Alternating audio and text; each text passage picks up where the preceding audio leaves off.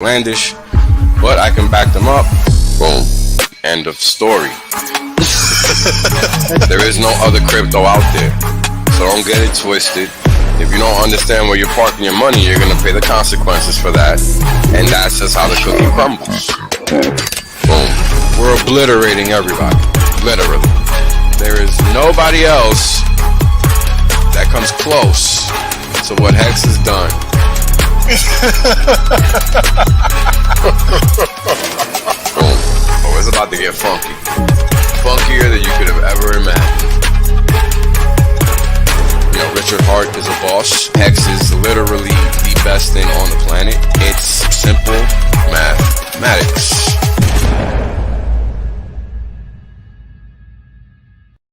Right?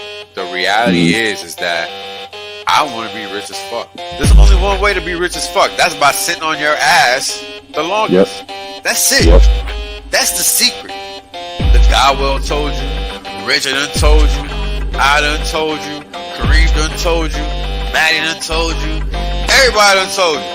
Everybody done told you. Shit, motherfuckers still acting like they don't know. Appreciate that.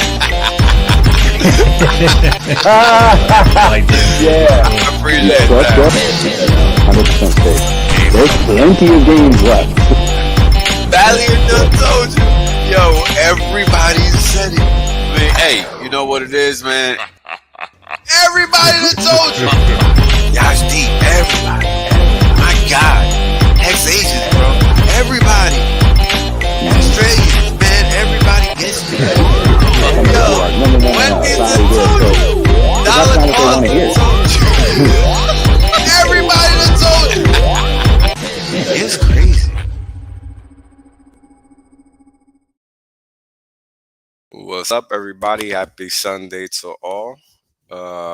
It's me. Thank you, Valiant Brand, for starting me off right with a super. What is that? A super chat. Thank you for the super chat, brother. I appreciate the $3.69 super chat. I thought it was a super sticker for a second because I never seen that color before. But I hope everybody's doing all right. Give me a second. I might have to mute myself for a bit. Nope. Just skating on by. We skated the first one, folks. This is a banner day. I hope everybody's good. Shout out to every Hexican that's out there putting in the work. Tara Finn, what's going on, brother? Crypto Games Club, what's up to you, homie? Marlon Gillis was good.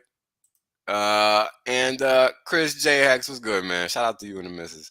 Hex Tornado, what's up? Arbonare. I hope I said that right. D Hex Existentialist, what's going on, man? Naeem Khan was good. Andre, what's going on? Briz, what's up, brother? Crypto Journeyman, how you doing, brother? MT Corner, what's going on? Brand, again, thank you, my man. Pleasure. I'm glad that you guys are all here. Hooperman, what's going on, brother? Hooperman 99. Rob, what's going on? Hines, shout out to you, brother. Glad you started up your channel, man.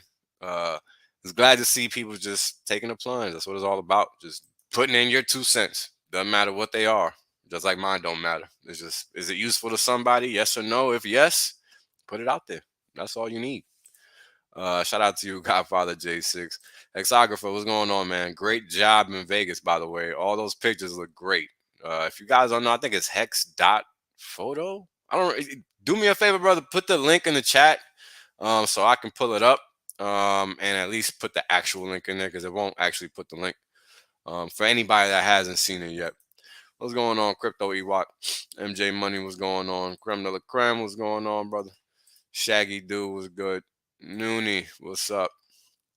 The Black Richard Hart, what's going on? Funny ass name. Tent Top, what's good? Todd Ball, what's up, man?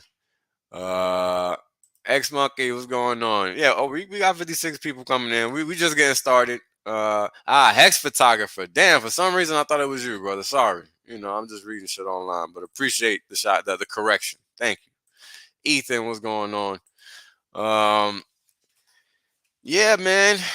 Richard Hart streamed earlier. Apparently, 2 things are left. The AMM and the AMM fixerbot, and I can't remember what else it was. Somebody told me. I'm trying to remember now. Fuck. Hold on. See if I can find it. Let's see. Let us see. Only because it is pertinent to the conversation. Please allow me a couple of minutes. Nope, not in this chat. Let's see, man. Let's see. Let's see. Uh, um, nope. I'm not gonna find it. It's not where I thought it was. So, if you guys remember, definitely let me know. I think the bot is done. Isn't the bot done? I think the fixer bot is done, but I'm not sure. Maybe I'm confused on that. Whispering? Does it sound like I'm low? Hold on. Let me know if I still sound low. I mean, I shouldn't. I don't do anything different. Might have to plug out and or unplug and plug back in. So let me know. Um. So, anyways, we're nearing the end of the waiting period, and I'll tell you what, it's been a long wait. Right? It's been about 10 months. Um. I don't know if it's indexed yet. Let me check. Let me pull it up. I don't really watch it like a hawk like that because I'm the type of person that I just rather it be done and not even know what the hell's going on because I get impatient. I'm a human being. So I just don't pay attention. I have no control, right? I have no way to affect anything. So I just mind my business. I leave it to the pros. Um, man, that's how I play my game. So let's see. No, 11% according to scan dot v2b dot testnet dot pulsechain.com. Let me put that in the chat for those that might be interested in taking a look themselves and not just through me sharing a screen or whatever, even though I'm not sharing anything. But yeah, I just like to wait. Yeah, for sure. Because you got me on that one. Shout out to you, Alan. I hope everybody's doing good, man. It's another beautiful Sunday. Shout out to you, Doubtful Noise. Um, it's another beautiful Sunday. Uh, Hex seems to have bottomed so far. We are at approximately 15.6 cents thereabouts. Hex is just doing what it does. Washing out the weak hands and strengthening the strong ones. Here we go. Nathan Heaton, thank you for the $2, sir. Appreciate it. It's the AMM bot and the finished sack balances. That is it. That is the one. Finished sack balances. So the bot is on the way, and the completion of these sack balances, because of course every address must be addressed accordingly. And he's doing things that nobody else would do by going out of his way and attempting to ensure that people that sent hex or whatever they sacked to the wrong address get credited. I mean, what other founders doing that? Zero. So, just another day. What's going on, Neil? Appreciate you showing up, brother. This is an important thing, right? I mean, the funny thing is, even when you're executing a trade, what are you doing? You're waiting. Even if it's 5 minutes, even if it's 15, even if it's a day, right? You're still waiting. So you're delaying that gratification nonetheless. Now, it's a simple fact that unless you hit the nail on the head, which is almost 0% probability, right? That the chance of that happening numerous times in a row is zero, period. Once, sure, you got a chance. Multiple times, you better be out there every day with an infinite bag ready to get it, because that's very difficult to do. So, these are the things about playing the game every day that you have to understand. It's very easy to think that the people that have been doing it for a long time can just click and buy and, or sell and, they just make money. For some, sure. But is it common? No. Um, it's just about understanding the difference between taking a trade at time X and what actually happens after that point in time, and how things actually work from that point in time X to the end of your duration of that hold. Call it time Y, doesn't really matter what you call it, but there is always this gap that you don't know what's going to happen during that gap, right? I mean, we all have this confidence in Hex for the very simple reason that it works every day. If it did not work every day, would we be as confident to stake for 15 years or for any period of time longer than a fucking week? Probably not. Because the first stake I made was for 2 years. And that was pushing it for me at the time. Because the average time to hold a decent investment, where you think you're going to make some money, it shouldn't take longer than 2 years. In fact, it's been proven already. Hex has made many millionaires in the first 2 years. So clearly, my math wasn't wrong from that perspective.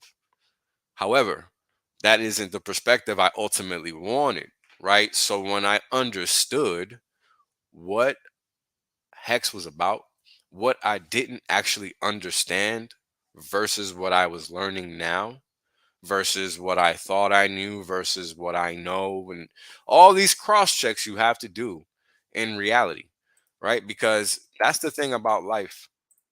Um, you know what you know, but you don't know what you don't know. And many people fail at life for that very simple thing. This is what blind sides are, literally. This is where they come from. This is how people end up failing when they don't actually want to fail. I mean, who tries to do something to fail? Nobody. I don't think anybody sets out to do any specific thing with that intention in mind, except, of course, for government people, but that's specifically their job. Their job is to set out to do things and fail because that's how they steal money. So that's clearly part of the process, right? However, when we're talking about something like gains, making money, right? I mean, this is all math and time, right?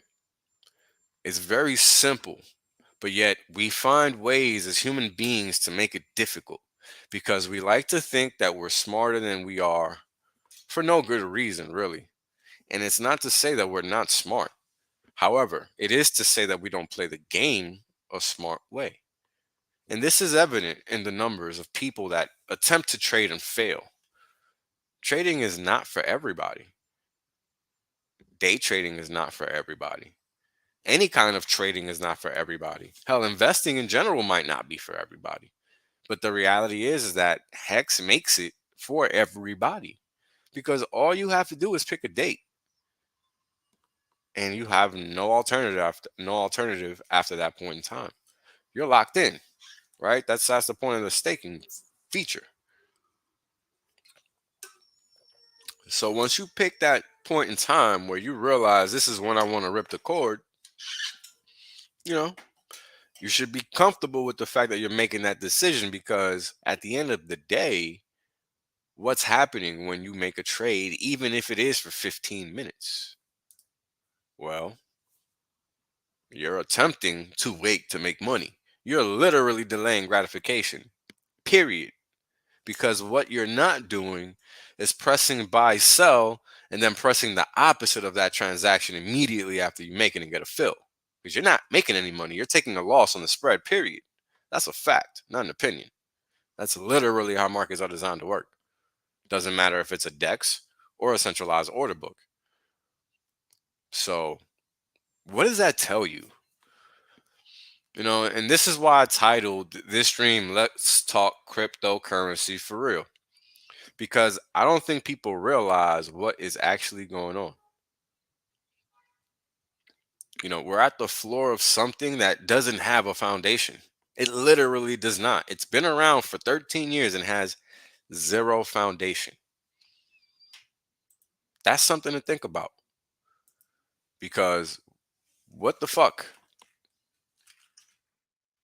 Right? I mean, imagine having to repeat, if you had kids or anything, having to repeat anything a million times to the same person.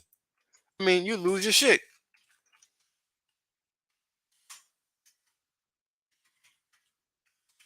I mean, this is like no brainer, right? No human likes to repeat themselves on repeat or ad nauseum or as a broken record. It's crazy.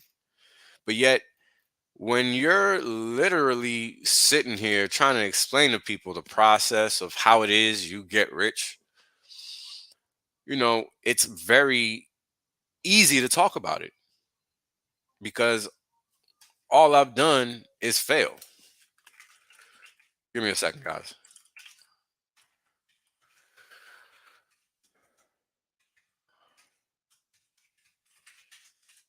Trying to see if my code E will come on. Um,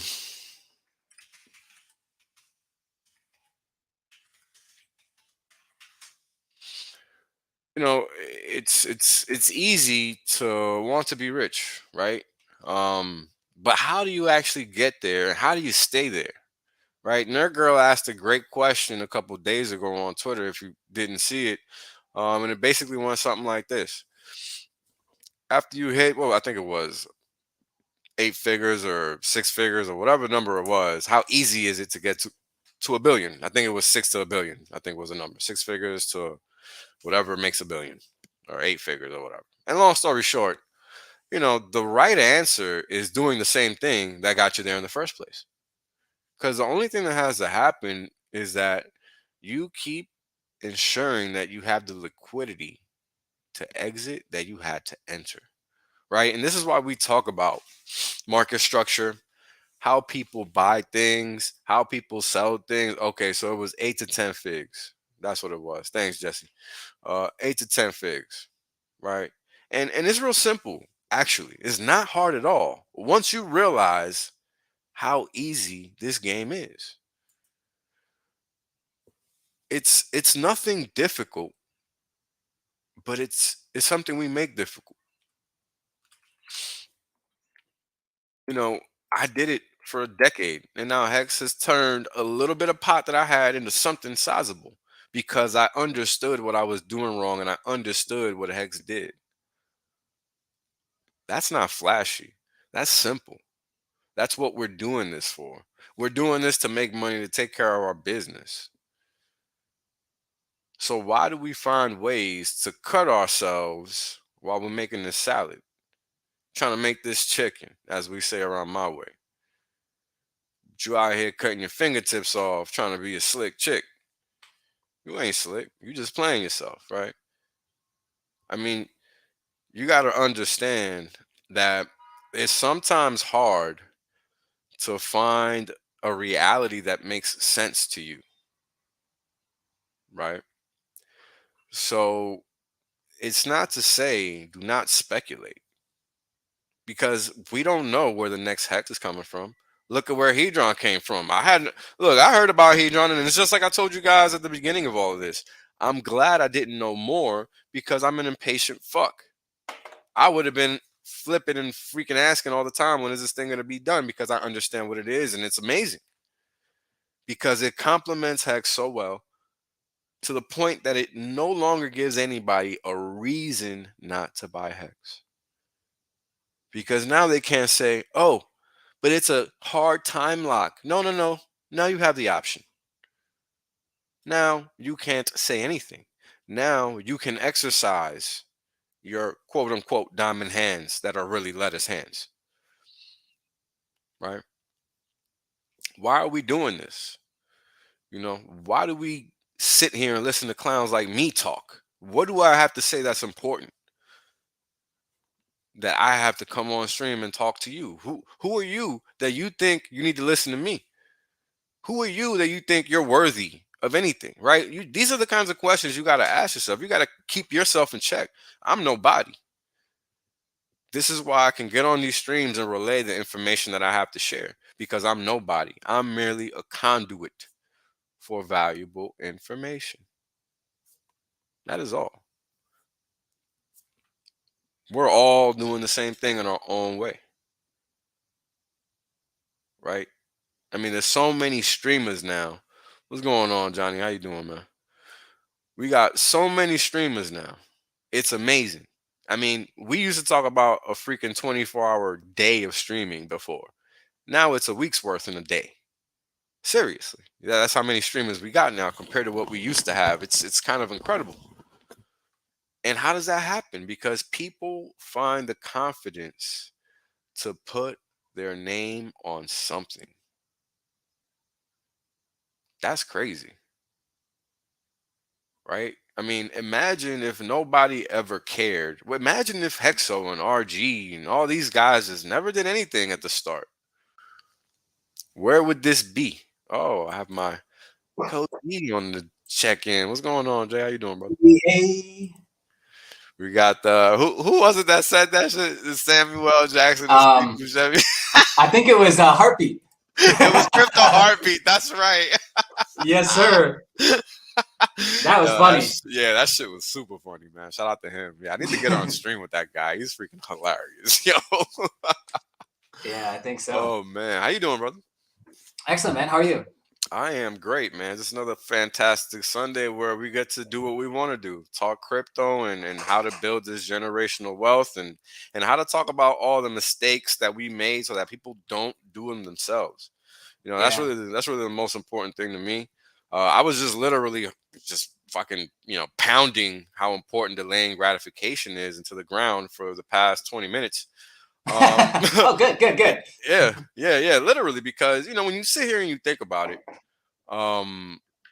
when you're taking a trade, right? Literally, just a trade. Think about a 15-minute trade, 5-minute trade. I mean, you don't really actually know how long you're gonna be sitting in that trade. First of all, right? When you're getting into that day trade, you actually don't even know. Yeah, even with a proper entry and exit plan, you still have no idea like the time horizons that is going to take to play out or hit your stop or whatever. Nothing. Right? No, nothing. You could be planning to be in and out and just have to cut your trade short if it's not a day trade because if you're trading futures, that 5-minute cutoff is coming, and guess what? That broker is pulling that trigger 5 seconds prior to that 5 minutes. So you actually don't even got 5 minutes. You got 5 minutes and 5 seconds before you got to rip that cord. You see? So you got to understand the game because they're not playing. You are. Yeah, and some of these derivatives and these vehicles are actually pretty difficult to trade. Like it's not so much that like even on Bitcoin and like major cryptos it's not so much difficult to like, but here's what I'm expecting the price to do, and I'm getting involved in this vehicle or this option contract or whatever. But it's a lot of times it's the rules around that. It's understanding how that exchange operates. It's understanding how much uptime that exchange has. These are all micro variables that most people don't even look at. Right. I appreciate the troll, bro. That's a good one. That's good. We over here talk about delayed gratification. How long do we have to wait, motherfucker? Forever, man. Forever. Well, there's two sides. There's two sides to delayed gratification because there's that part of it, and then understanding what you've got. And that helps delay the gratification further. Like, for example, how many times have you heard somebody that took somebody else's trade and lost a ton of money? All the time. Yeah, right. Or they're in a pump and dump group, or they're in a paid signals group or something like that. And all of a sudden you don't really know what's going on, right? And they're saying, oh, go long, Bitcoin, go long ETH. And you're like, okay. So you take on a trade, you fill in the target, the stop loss. You even have an RR model that you're following, right? They're telling you it's going to be a 3-to-1 trade, which is at minimum what you should take. But you're still not going to be able to hold that trade with the same conviction that they are, because you have no clue how they came up with that decision. It's not your trade. So it's not your trade. So why would you ever do that? You're just asking for suffering. That's right. Literally. Like you are signing yourself up for suffering willingly. And that's kind of funny talking about willingly doing things to fuck yourself. But another piece of this, like earlier today, I saw somebody kind of like coming out with this question like, oh my God, everyone's talking about Hex. Explain to me why Hex is so great. Oh, I saw that earlier. That was so funny. It's like, yo, why don't you just like Google this explain shit? Explain to me why bagels are great. Nobody had to explain it to me. I read. You know what I'm saying? Like what the fuck? I hate that position because it's like, look, I don't even explain to me why. Yeah, explain to me why you're a good man. Explain to me why you're a good person. Fuck you. Yeah, it's like, yo, you don't see what's going on over here. If 1 million people are telling you, hey, This thing that's over there trading is something to look at. I mean, I wish someone would tell me, hey, look, yo, hey, you could get rich right over there. Look, right over there. Look. Right over there, right over there. There it is, right there. Yo, what Yeah, is man. going on with people? This is crazy. Well, and then it's like you got a flock of people, flocks of Hexicans will jump in there and be like, oh my God, it's the greatest thing to do. Stop, guys. Fucking Appreciate stop. that. There's gonna be a point in time when people have no choice but to buy Hex. Chill, dude. This is the truth. Like, you're already doing your outreach. You're already doing your marketing stuff. Like, just chill, dude. Just let it happen, man. I mean, yeah, man. You don't chase. You don't chase women. You don't chase guys. You don't chase anything. Yeah, you know what? I FOMO'd in Don't at do it. 37 too, bro. Don't feel bad. I've been FOMOing in since half a cent. And guess what? I'll be FOMOing in until I no longer am alive. Like, you don't understand what's going on here. And that's why we're having that's why we're having this conversation.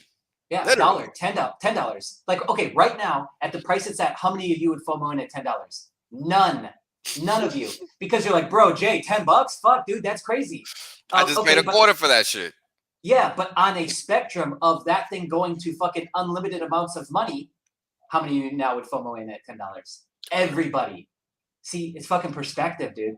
That's right. That's what we're trying to teach you with all this shit, with all these streams, is the deep structure to what the fuck is actually going on, so you can create processes on top of that.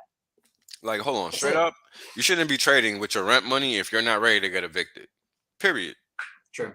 I was ready. Straight up. Because I knew what I was doing. That's why I did it.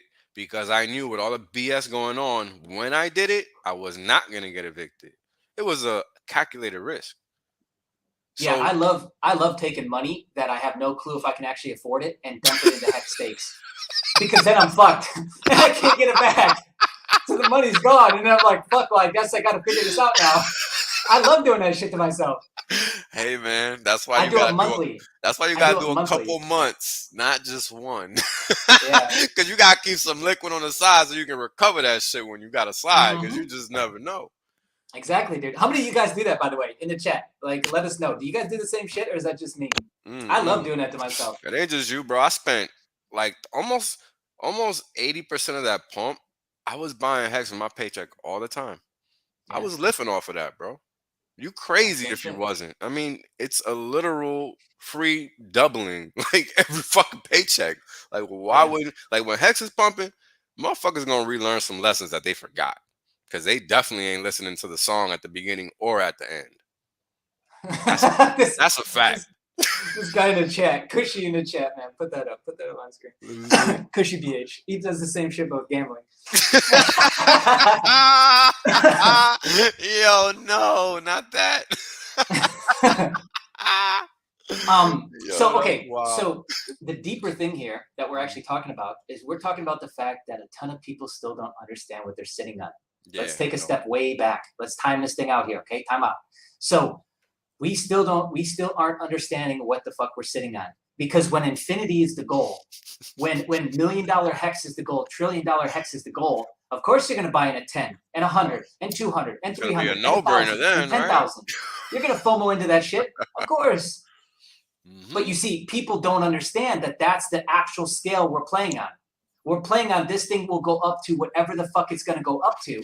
Because at some point, there's going to be no choice but to get this. No fucking choice. Yep. It's my favorite term, bro. Literally. So, like, come on, guys. Literally. Come to the table. Come to the table. Have a seat. Let's talk. And plus, right now, we're about to get double up on that for free. Oh, my God. So why aren't you? I forget that, bro. Why aren't you, dude? I completely forget that. I completely forget about Pulse Chain. I feel like it's kind of irrelevant. Like, it's just gonna happen when it happens, and you know, we can't control the outcome of. That's the only reason I don't really harp on it like that. But remember, you're gonna get doubled up. But it's gonna be happening, yeah. So talk about a free double. So another double. So we're getting a double on top of a double on top of a double. Because we're getting the APY, we're getting the T-share breakdown, and all the emergency end stakes, which is going to dramatically change our APY at the life cycle of this CD or vehicle, whatever you want to call it. Then we're getting doubled up on 2 chains. It's like, holy shit, guys. Yep, and that's just. And we're getting distracted out here with these fucking sacrifice phases and this fucking bullshit. Why? Just hold on tight, man. Park the shit in Hex. Go chill. A lot of people Walk away. forget the mission, man. The mission is generational Yeah. wealth. You know, just live it up. It was hard to. That's why we got to remind, because it's so easy to lose track of the mission, and unless you've been trained to stay focused on the mission, it's easy. You take enough beatings like us, I guess. You right. I think it's easier. Yeah, I definitely think it's like a trained habit for sure. Like I never used to be like this. A motherfucker. I never used to be like this at all. Me either. Like in my early 20s and shit. Oh no, yo! In my early 20s, bro, I was pissing away 6 figures like it was something to do. I was a dumbass. I was a very big dumbass. yeah. Like it's not nothing. That's why I don't talk about money. It don't matter. Nah, it doesn't. Money is irrelevant. I've had enough of it that it's completely irrelevant. What are you gonna do? Yeah, with guys. It? Oh, you want to buy the next Louis Vuitton? Congrats. What else you got? Yeah. What else can I shit on that doesn't matter? I wouldn't even bother with that stuff. Like who gives a fuck? Until like maybe some point later, but even I hear mismatching designers and shit. Like, what are you doing? Get out of here, man. Can't even fucking dress. Like, yo, some people just, you just gotta do better, man. So remember the mission, guys. Like, remember what you got. Remember what you're sitting on. So, okay, let me give you one more example, one more analogy with this. Is like, do you think it's the same energy that early Bitcoiners had? It's the same conviction. It's the same energy. That's all we're asking. We're asking you to realize and recognize that it's the same shit to those guys who are sitting on this stuff at $1, a couple dollars, couple thousand. Even the conviction from 2017 to now, you won if you were holding Bitcoin. Yeah. Like I was sitting on a shit since 2017. Got in at 23 to 2,500. Still got it. So it's like I'm still winning in that front, right? This is the same shit. Literally. This is the same exact thing. Only better because you're getting paid to hold. It's not like you even gotta. It's not like you're just sitting there watching the damn ticker. Like you don't gotta do that. You really don't. Like this is why Hex is superior, right? It incentivizes you to literally delay gratification. I've been buying Hex since it was 60% above this price at half a cent.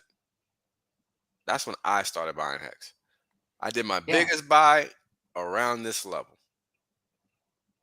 At the end of the year, we was at what, 20-some cent? I don't even know. Maybe less than. I can't remember anymore. Yeah, I mean, I'll gladly keep buying the shit. Just like you. Okay. Well, we're gonna get to this, but what the hell else is there to really put your money in?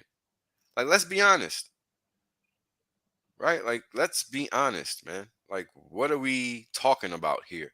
Are we talking about making money or playing games? You want to play games? You play games with your little side money, man. You don't play games with your real shit. That's a fact. Or just literally go play a video game. Like, that's retarded, right? So 28 cents was the closing price on December 31st, 2021. Okay. So this was my first full year in Hex. I bought at the end of 2020, October 2020. So I just waited long enough. That's it. I could have sold when that shit hit 10 cents like every other schmuck that sold when it hit 10 cents and not been staked and all that shit. Right? Right. Easy. Which that speaks to the fact that how many people are still holding Bitcoin from fucking 1 penny, 13 pennies? None. Because you're seeing the same behavior. So markets don't really change that much because they're comprised of people. People are price is people. Correct. So over the last 100 years, not much has changed because people really haven't changed. Behavior, fear, and greed really hasn't changed. So you tell me, like, if we're seeing people selling Hex, which is supposed to be the superior financial vehicle, at fucking 10 cents, clearly they're missing the boat because nothing's changed. Yo, can you say no brainer? Like, come on, dude. You know what I mean? Like, it's kind of crazy that you have something where the chart tells you what's going on. It's not like it's even hidden on the chart. You know what I'm saying? Like, this is the crazy thing. It's not like it's a chart where we have to say, but it's only going sideways. It's not even going down. Like, it's a chart that's literally going 45 degrees. So it's not like it's even a debate to be had. So it's very eerie that this conversation even has to be had on a consistent basis. I know, right? This tells me how short-termism people have in terms of their point of view, like how short their point of view is. Yeah. Think about it.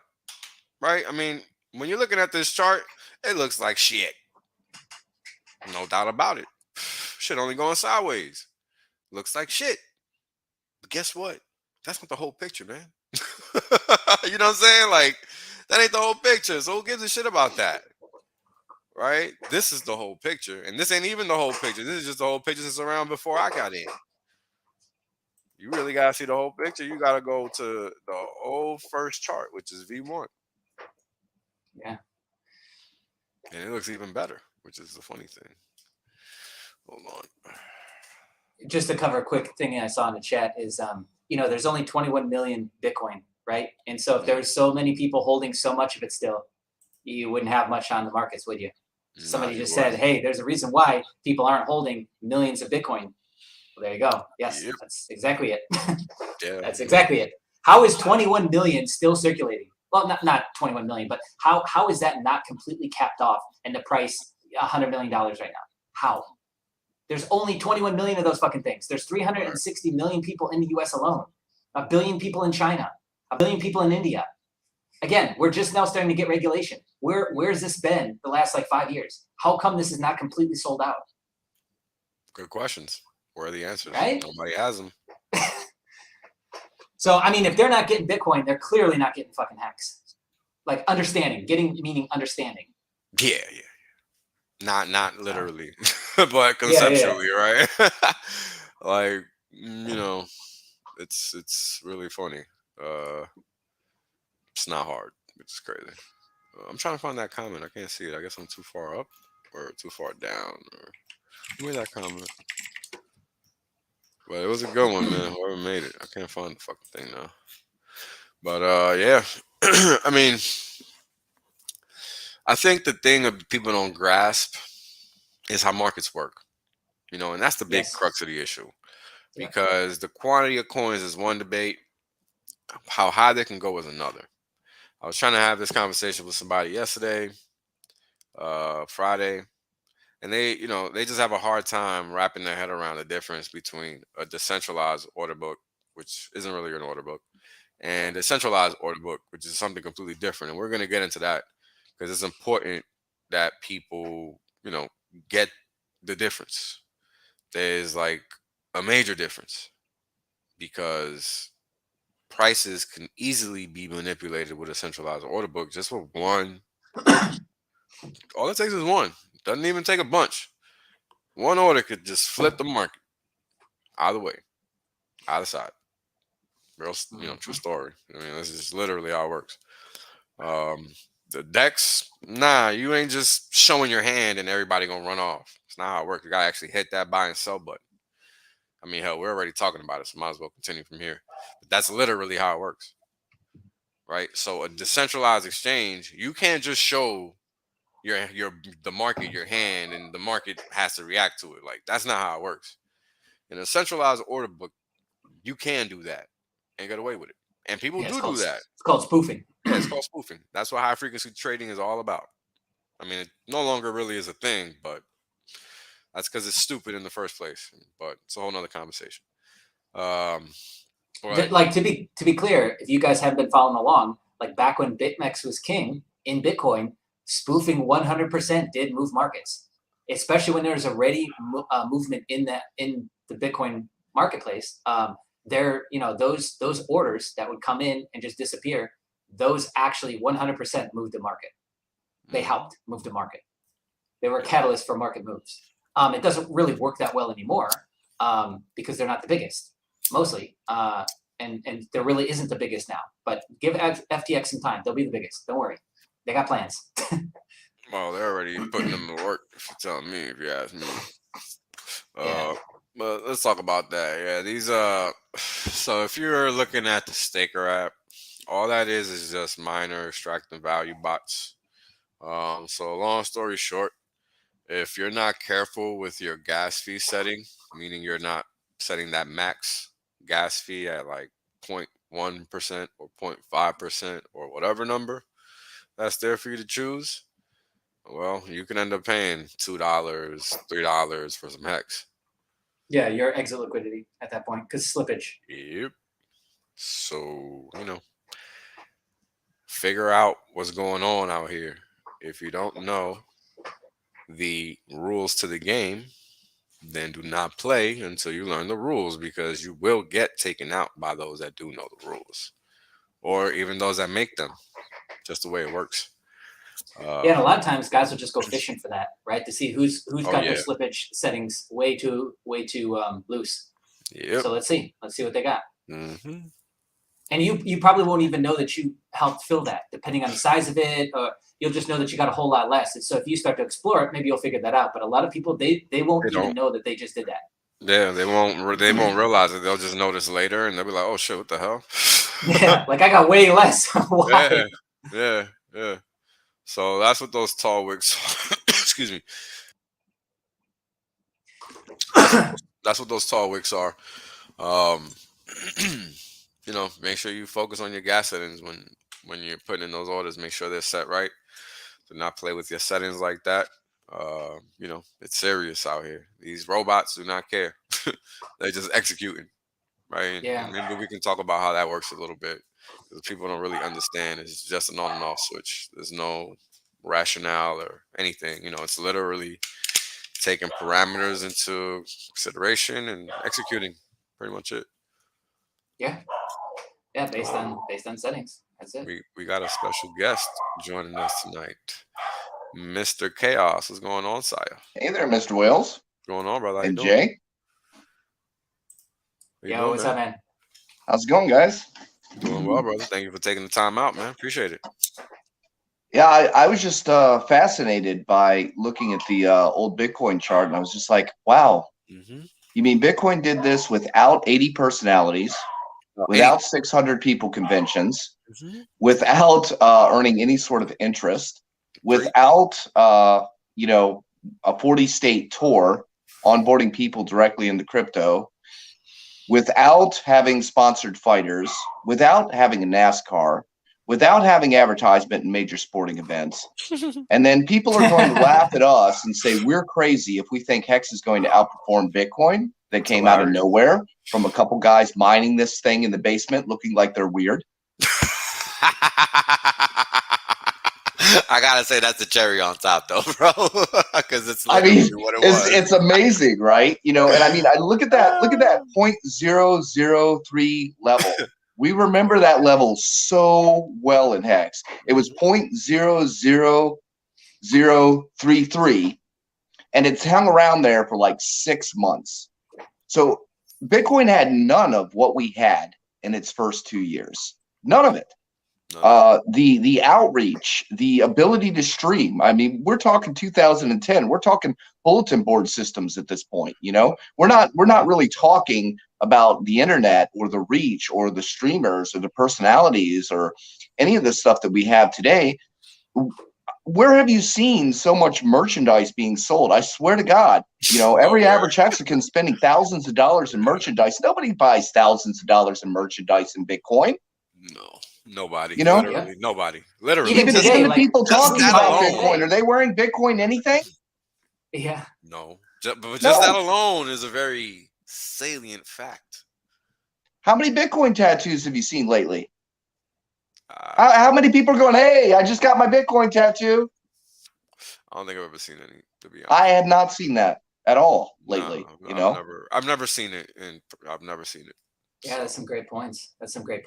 So I guess if you want to try and extract something out of this is that the timeline for this to become inevitable should be shorter.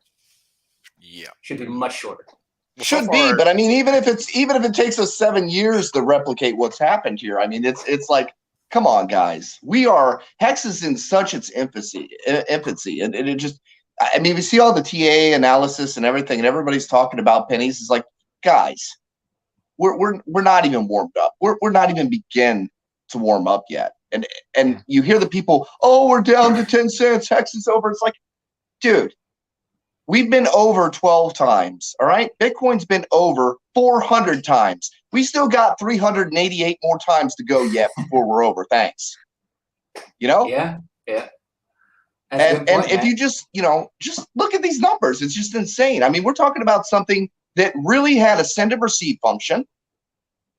And it didn't have a way to earn. And we're talking about, yes, Hex is a better product. It is the future of savings. It is a better product. It allows people to, there was nothing wrong with Bitcoin when everybody could participate. Okay, when everybody could mine it on their computer, that was fine. Where it went wrong was now it became a closed group. All right, only certain people are able to afford to participate on the market. Yeah. Hex allows everybody, no matter how much Hex you have, to be able to participate on the market and earn the new share of coins. Bitcoin doesn't. It's become a rich man's collectible. It's become Snob Club. It's become something to brag about overpaying for. It's become the Rolex. Look what I can afford. I mean, that's all it is. It's not a financial instrument, and the guys earlier today were talking about, oh, well, El Salvador is going to adopt it. What are poor people going to do with Bitcoin? It's a rich man's club. Yeah. If it costs you $30 for a transaction and you're trying to buy $30 worth of food, tell me how that's going to help people that don't have money. Yeah. At the fractional level, it does nothing for them. It does nothing for them on the ground. Period. Yeah. I don't know why I don't have any volume here. So let's talk about utility, because I think that's the whole point of this. You sound fine now, Johnny. I think utility is the whole premise behind what we're talking about, right? Back in the day, Bitcoin was whatever it was. It was growing. It wasn't supposed to be what it is today. Fast forward 13 years, we look back at what Bitcoin was, and there's very few things that Bitcoin did that was right. It literally just kind of got manipulated into whatever whoever wanted. Like, it's not what it was meant to be, period. It's just not. This is why you got Bitcoin Cash and all these other ridiculous forks. But when you sit here and look at Hex, I mean, Johnny laid it out. Silk Road might have been, the first Bitcoin merchandise store, but that's about it. What else do they have? The ATMs, that's cool. But again, it's something that no matter the cost, there is an implication behind it, right? With Hex, it's a little different because it's literally designed to allow everybody to be able to participate and earn on a completed product. On a completed product basis, right? I mean, it's a literal financial product. It's just not comparable. And I don't think people grasp that simplicity. Well, I mean, clearly, because look at the market. The market is people buying promise coins and people, like, oh, this can go to this price and this is going to happen here. And we're like betting and gambling based off of expectations of a DAO, based off of expectations of a team. Oh, we're going to do a burn. We're going to do this. We're going to do that. Like, that's not completed. You still got a roadmap. You still got completion dates and things that, of course, they're never going to get hit on time. And that's what you're betting on. Whereas we got this completed product over here, still doing its thing. 2 years later, over 2 years, still doing its thing. Easy peasy. Like, come on, dude. The whole market still ain't getting it. The whole market still ain't getting it. Because, again, like, why do we need thousands of coins?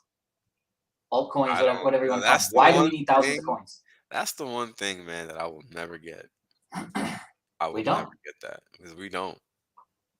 They are all securities. I'm sorry, but they are all securities. Yeah. They are all speculative assets. If it has a roadmap, it's a security, period. Yeah. It's no doubt about it. That's how it works. That's expectation from the work of others, literally. I think at minimum that whole market's about to get slapped because if you have a roadmap and didn't fulfill and it's considered a security, that's fraud. That's securities fraud. And that's what they want to get everybody under, which is fine because it'll clean up. It'll clean up all this fucking dog shit that's been around. All these ICOs from 2017 that still haven't done anything. Let's talk about this shit, Jay, because this is a little funny because there's a lot of people in crypto that like to talk about government and, oh, we shouldn't do this, we shouldn't do that. But they don't even know how government works. They don't understand what these organizations, these bootleg DAOs are doing because they're all bootleg. Mm-hmm. How do you call somebody in a DAO bootleg? Well, check it out. if they're calling themselves CEO of anything, COO of anything that's supposed to be a decentralized, autonomous organization, but there are humans in the way, it's not really autonomous. I'm gonna have to warn you of that. I don't know why I'm warning you of that, but it should be obvious if there's people involved. It's not autonomous. Yeah, and then we can start to get into this conversation about how decentralized it is, how autonomous it is. Bro, come on, man. They're all just cash grabs. They're all just cash grabs. Let It's me summarize literally it. not. They're, Yeah, they're it's all literally scamming and they're all cash grabs. Now they Yeah. might have pure intentions, but that's neither here nor there. Like will they actually be able to execute and fulfill on their promises? 99% of them, fuck no. There you go. There's your answer. You might not like that answer, but statistically proven, like how many It's small true. businesses fail in the first 2 years? How is this any different than a small business? It's worse. It's harder because It's the hard. pressure. You're sitting on billions of dollars with some of these DAOs. You don't think that's harder? The urge to steal that money and go be a dumb fuck and get a Bugatti and move to Dubai. Oh my god, dude, the pressure's more. That's super funny, bro. It's kind of true though, right? To a certain degree, It man. is, man. It is. And what's even more wild is you've got a market that all that guy's got to do is delete his Twitter for a month. He puts out an apology or no apology. Maybe he just comes out and says, "Yeah, I took your money. Fuck you. Who cares?" Yo, And then it's he funny. disappears for a month off Twitter, and then he comes back, and you accept him right back in. And then he's got a new project, and you buy that new project. That shit is funny. It happens all Holy the shit, time, dude! all the time. I've counted 4 people that have done that now over the last 6 months. Wow. These are big .eth guys, blue check marks on Twitter, influencers. They got big followings. They just blowing up people's Rinse and pockets repeat. left and Rinse right. and repeat. Yep. Crazy. And it's only because they show, like, all they got to do is disappear and come back and show you that they got $1 million position open, and all the kids, all the degens will be right back in there. Oh my God, you're my hero! You're my hero. That's all it takes, dude. $1 Bet me, million go- buy-in. Yeah, go open over $100,000 position or show over $100,000 in P&L on anything, even if it's fake. Kids will just swarm in. You'll get 10,000 followers by the end of the week. Even if it's fake, is that easy? Wow. Yeah, if it's a good fake. FanTwit was much harder than that. Oh yeah, dude. Yo, That they was was not. impossible for the longest Yeah, they time. were not playing sim trading on the FanTwit. They was shit on you, boy. Yeah, absolutely. dude. Yo, crypto Twitter is so weak. That's funny. It is. Like, it's sad. It's like a weak game, dude. That is It's so erectile dysfunction summarized. That's what Wrecked out the fucking summarized. What's going on, Johnny? We lost you for a second. No, I had to update my headset device so I could actually hear you guys because the phone was too far away, and I was like trying to figure it out. It's the first time I hooked those up. Gotcha. Oh, yeah. Gotcha. How are they? They good? They're pretty sweet. I like the whole. Those. I like the little toolbox. It's cute because the little toolbox charger. Oh, Yeah. is that what they are? Okay. Yeah, it's a DeWalt, so it's a toolbox charger. So Oh, nice. I see it. Okay. Hell yeah, Pretty dude. I didn't slick. even know they made that. Yeah, me either. I'm not in tune with the times like that, bro. I'm behind the curve.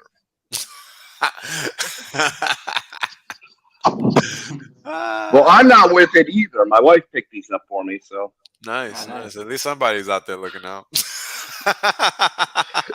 I was like struggling with the audio. It's like All I right. can't hear what's going on. It's like what's going on? It's like I gotta do something, so I'm running back over to the house. Right. Yeah. She's like, here, honey, get out of my face. Yep. Can't even figure out your ears. You're a sad man. Some shit my sister would say. Too funny. Yeah, but when you sit here and look at this table and you look at what Hex is doing, literally the same thing. It's gonna be interesting if it finishes the year around $5. Yep. It'll be interesting. Yep. Yeah. And you remember my keynote on the Hex Exchange Online? I was saying about $6. Yep, you sure were. So Yeah. people mean, tend to forget that stuff, you know. Of Like, oh, course. Johnny, you're crazy. A year later, they forget about it. It's like, no, I said it a year previous. Let me see if I can do some paint on this thing, man. Let me see if I can do some paint. What's interesting is like macros feeding right into this. Macros feeding right into Hex. Like the Yeah, worse it macro has to, gets, brother. the better something like this looks all day. It kind of has to. You Yeah. know, not much of an option, and this has kind of been my message since I got, you know, to streaming. It's like, oh my God, this is like, I'm like Moses, you know what I'm saying? Parting the red fucking sea. This is where you gotta go, motherfucker. Stop playing. This is where you gotta go, and it's just true. Because what are you gonna do with all that money? Where are you gonna park it? You gotta really figure out a smart plan, because the times that are coming are not for the faint of heart. That's true. And you know, I'll you already see what they're doing. You already see what they're doing. Well, I'll speak to that for a second. Like people don't realize just how frozen stuck you get the first time you look at $1 million P&L. The first time you look at $1 million account that took you 10 grand to fucking make, and it crosses over $1 million, you're like, you're stuck. Like you might just sit there stuck for a couple minutes staring at it, because you're just like, holy shit, like my whole world just changed. Yep. Like the reality of it starts to sink in real quick. So there's that side of it too, you know. Well, Jay, what I was saying was, you know, there's a reason why people don't have a million Bitcoin, right? Because when they were at 0.0003, they would never ever fathom, never fathom that it'd be tens of thousands of dollars later. Or they wouldn't have sold that top at 30 cents, you see? And literally, what were people doing in Hex? They were selling the top at 30 cents, right? They're like, I got to get out, you know? And we're literally seeing exactly what's happening. And when people have a large amount of something, they take it for granted that there will always be that abundance, you know? They're like, well, I've got plenty of these. I can spare this much. 1,000 or whatever it is. Yep. And we make that rationalization with ourselves, and that's what gets us out of the positions, is because we're like, well, all right, so if it goes up to $1, then I only need 1 million of them, and then I still have $1 million. So I can let go of this other 5 million hex right now, because when it goes up to $1, I'll still have $1 million. So they start rationalizing, right? Yeah. Even the believers, they start rationalizing, well, it's going to go up. So how much do I need when it's up at that price? I'll just make sure I hold on to that much. And that's how everybody's pile starts to get thinned down. And then that's, you know, people can't take the gains. They've got to get out. It's more money than they've ever seen in their entire life. But the problem is they're not earning anything in what they're exiting to. You know, they're not looking at it like a savings account. They're looking at it like a lotto ticket. And you get this lump sum lotto mentality, which is generally what most people have. If you ask, 10 people whether or not they want an annuity payment, or if they want a lump sum, I guarantee 8 out of 10 are going to tell you they just want the lump sum, right? Yeah, and they don't care if the government takes half of it. They just want the lump sum. And they don't care that they're losing half of it immediately, right? And that's the same kind of thing in the crypto space. It's the same thing, you know. People don't hold millions of Bitcoin because they got comfortable. You know, we gave out millions of hex. We had competitions where we gave out 1 million hex, right? Well, that's a pretty big number now. Yeah. But at the time, you guys used to gift that shit to each other for a joke. Yeah. At the time, it was no big deal. And the same thing with Bitcoin. Bitcoin, they bought their, Bitcoin pizza. We bought the hex pizza. You know, it's the same sort of mentality at those price levels. Yeah. All the geniuses in the space didn't come out to 2017. Why? Because at that point, that's when Bitcoin did the unexpected. That's when Bitcoin hit unfathomable prices. You had never heard of $100,000 Bitcoin until after 2017. Anybody that would have said that probably would have been stoned to death, right?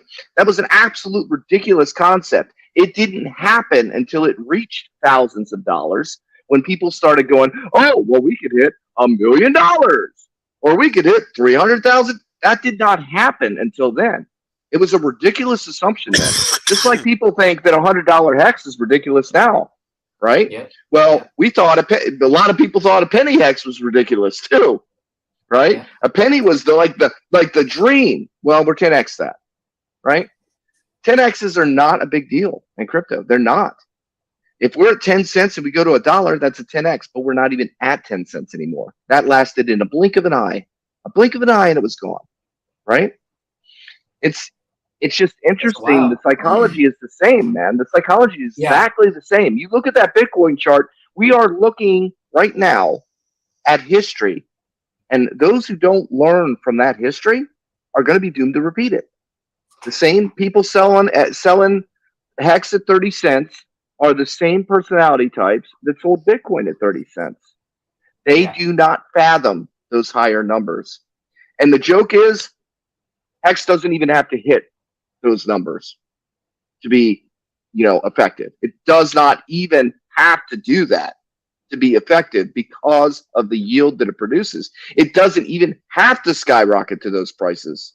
If it does, Lord have mercy. Yeah, we're buying islands.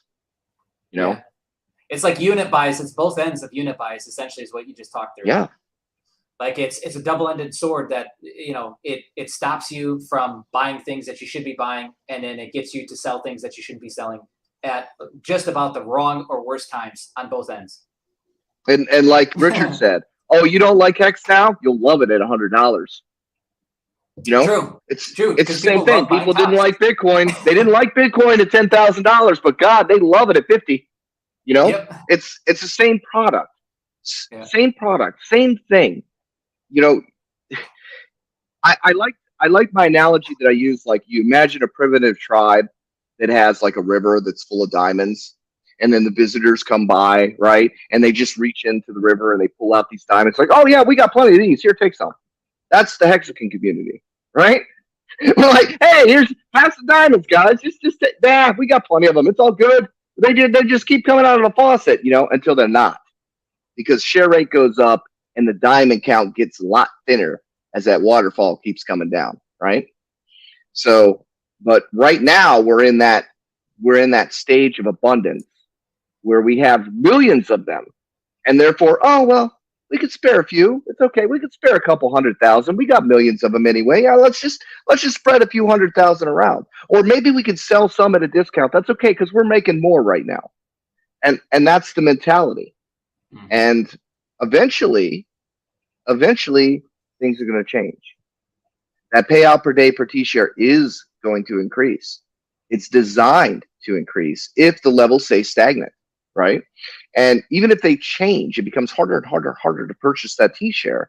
And just based on the compounding and the fact that it's 3.69% per year times the total supply each year, that compounding effect naturally increases the payout per day per T-share if people are, if the pool is staying the same. So, people don't realize that number is going up. We started with less than 1 hex per day per T-share, we were way down there. And when it was less than a penny, it seemed absolutely insignificant. We lost a lot of people then. Why? Because they're like, look, I'm making less than a penny a day. Who cares?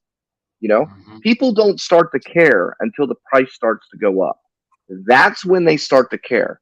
That's when it starts to make an impact. We've had, the reason Hex jumped so much from, a penny up into the pennies is because before Hex was a penny, it didn't seem like real money. Once it hit that penny level, it became real money. And we're going to see that repeat again at $1 when it happens. It's not an if. I mean, we're talking less than a 4X, or, what, 5X, 6X? That's all we need to do to hit $1, right? And at that point, people are going to, oh, now it's $1. Oh, another decimal point. Oh, everybody pile in. And then we'll walk it up and we'll pull back and we'll just keep doing this again. It's just what it's going to do. Yeah, it's kind of like the same thing we talked about in the very beginning of this, which is that, people are price is people, and not much has really changed over the last 100 years. With all these markets and all these financial vehicles, not a whole lot's changed. They still love to buy tops and sell bottoms. Yeah, I was just gonna say, I don't think people realize that what Johnny was just explaining, this 5-6x that would get us to $1. That could literally happen in a single day. One purchase. It could happen in one purchase. Literally. If the right people come in, it doesn't take long. But again, we're going through the same growing pains of any other crypto. You know, Yeah. Bitcoin was a scam because nobody understood it, right? Yeah. And nobody cared until it hit $2,000. Nobody cared about Bitcoin until it hit $2,000. Then it's national Not even news at and it's a big deal. 200, yo, it was crazy. At 200, it was like still super duper taboo. I mean, wow. Woof. It was crazy, bro. It was crazy. It was But just you know what happened? What happened with the $2,000 Bitcoin? All of a sudden, people are like, "Well, okay, well, it shouldn't have gone up, but it did. Now we've got to change our reality, Yep. right? We got to change our reality." And that same thing happened to me because I didn't get it. I didn't understand. I didn't understand Bitcoin being not a tangible asset. I collect tangible assets. It's what I do. Right. So I didn't get that concept back then. I cost friends money. Because I told them, it was scam. Why would you buy something that's intangible? And then I realized later down the road how fake money is, Right. and how the fact is we've been living on a unit of account all this time and didn't even know it, and that the money printer doesn't go burr, that the banks just trade zeros with each other. Right. And the fractional reserve banking is the fact that they're writing checks that they can't even cash themselves. And you realize that when you go to the bank and you say, "Hey, give me $20,000. Like, you got to order that. We don't have that here on hand." Right. Nice try. Yeah. So you guys can write a check that you can't cash. But if I did it, I'd go to jail. But you guys can write a check that you can't cash. Bullshit. I'm calling the cops. You give me my money right now. You find a way to give me this money because you wrote this check. I want you people locked up for not being able to cash the check that you wrote. How about that? How about we do that? Imagine if we could do that. It'd be nice. I wonder if we can. Well, I was really pushing it. I was really thinking about it because they called 5 branches and they couldn't get me $20,000. I'm like, you guys are ridiculous. Yes, 5 branches. They did not have $20,000 to give me. Wow. So yeah. The fiat space is a promise stacked on top of a promise. Wow. Yes. Notes and debt. So now tell me, it's no wonder people can't understand HEX and the shit that's right in front of them because they're used to this. They're used to the promise coin space. They're used to the promise fiat space. Yeah, they sure the hell are. So, You're right so about it's just that. an extension of that. That's why they can't see it. Yeah. Well, what I told, I talked to the guys on HEX.VISION stream today, and I was just talking about the crypto space in general is used to selling stick figures. Okay, right. They draw a picture of a stick figure and they're selling them, right? So they never develop their skills actually to draw a portrait. So if you ask them to make a portrait, it's not actually within their ability. So you've got Richard, who's the artist that is coming into this space where people are drawing stick figures, and he's like, "I'm going to make a portrait." Right. This is a problem for the people that only know how to draw stick figures because they need to up their game really, really damn quick because they're only capable of making stick figures. They're only able to progress so far, and they're giving us their best. It's not their fault. They're giving us the best of their abilities. It's like trying to ask somebody to run a 4-minute mile when their best time is 6 minutes. No matter how much they want to give you something more, they can't. It's not within their limitations. It's not within their grasp. And I look at the crypto space as this area where people have gotten away with going so far, and that was enough. And they settled with that. It's like the same thing. Artists get in this situation too, right? If you're an artist and you make stuff and people like it, and at that level, you don't really have to progress. If you can make a living on that level of work, you don't really have to progress. That's what people like. Sometimes you go and make a masterpiece and then you can't sell it. It's like the little cheap stuff that they like that takes you less time. So you're like, okay, well, that's what I'm going to sell then. And I'm going to focus all my time and energy on doing this instead of trying to create a masterpiece because no one's going to appreciate it anyway. So Richard's creating a masterpiece that nobody really appreciates yet. The genius of it and the appreciation for the masterpiece takes time. It takes the attention of the right people to appreciate what has been built. And when they do appreciate it, they will share that with the world, and then others will appreciate it too. But this is not an instantaneous sort of thing. This is a process. We are here before this happens. And that's what we're doing. We're holding on because we know and appreciate what's being built. Right, and we're holding on to it. Sure, yeah. Yeah, we're holding on to it till others learn to appreciate what is being built. And it could take 5 to 7 years, just like Bitcoin. It could take 5 to 7 years for for people to go, oh my gosh, there is something here, you know? Yeah, like let's unpack really what you just said. What you just described as markets. Okay, so Yeah. like in a nutshell, like okay, if I go out like personal development, coaching, digital products, any market, and that's where a lot of my past is. And we used to see this time and time again. So you get this guy that would go out and get skills. So let's say in the early days when Facebook marketing first started, like the first ones of us that learned how to market on Facebook made a killing selling courses. But there's a ton of people who stopped there because they said, oh, okay, well, I'm valuable to a demographic of market and they're paying me money. Why would I keep learning? I'll just stop here. And everyone's going to pay me for it. And so you literally just described the same shit in crypto. And so then maybe the person would go and they'd learn a little bit of business stuff. And then again, they would stop. And a bunch of people would pay him money because he had knowledge that they didn't. And a lot of times it's the illusion of knowledge that they were paying for it, that they didn't realize they were paying for it. Yes. Because that person was stopping and they were no longer growing. So, and there's still a ton of people like that today.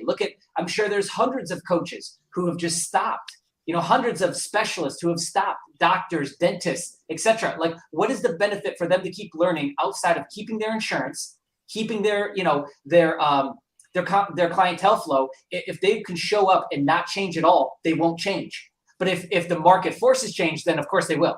They'll go back to school, they'll re-educate, they'll get more skills, right? But if the money dries up. If the money dries up, yeah. And everything, even in magic, man, everything is just about knowing one thing that somebody else doesn't, and then marketing that one thing to them that they don't know that should be very obvious. But the problem is it's not obvious, right? It's like and this is we take for granted some of the knowledge that we have, and we just expect everybody to know it, or we think that everybody's you got to understand T-shares to be an HEX. You have to understand. No, you don't need to know how an engine is built to drive a car. What we need to do is get the people to drive the damn car, take it for a test spin. Then we'll talk about what makes it perform so well. It's almost like information overload. Sometimes we just people. You got to remember that people fear what they don't understand, and they attack what they fear, or they dismiss what they fear. Because if it's beyond their understanding, that makes them a little weary, and then they're like, "Well, I'll never get it, so I'm just gonna not," Yeah, and like that. I know exactly what you mean.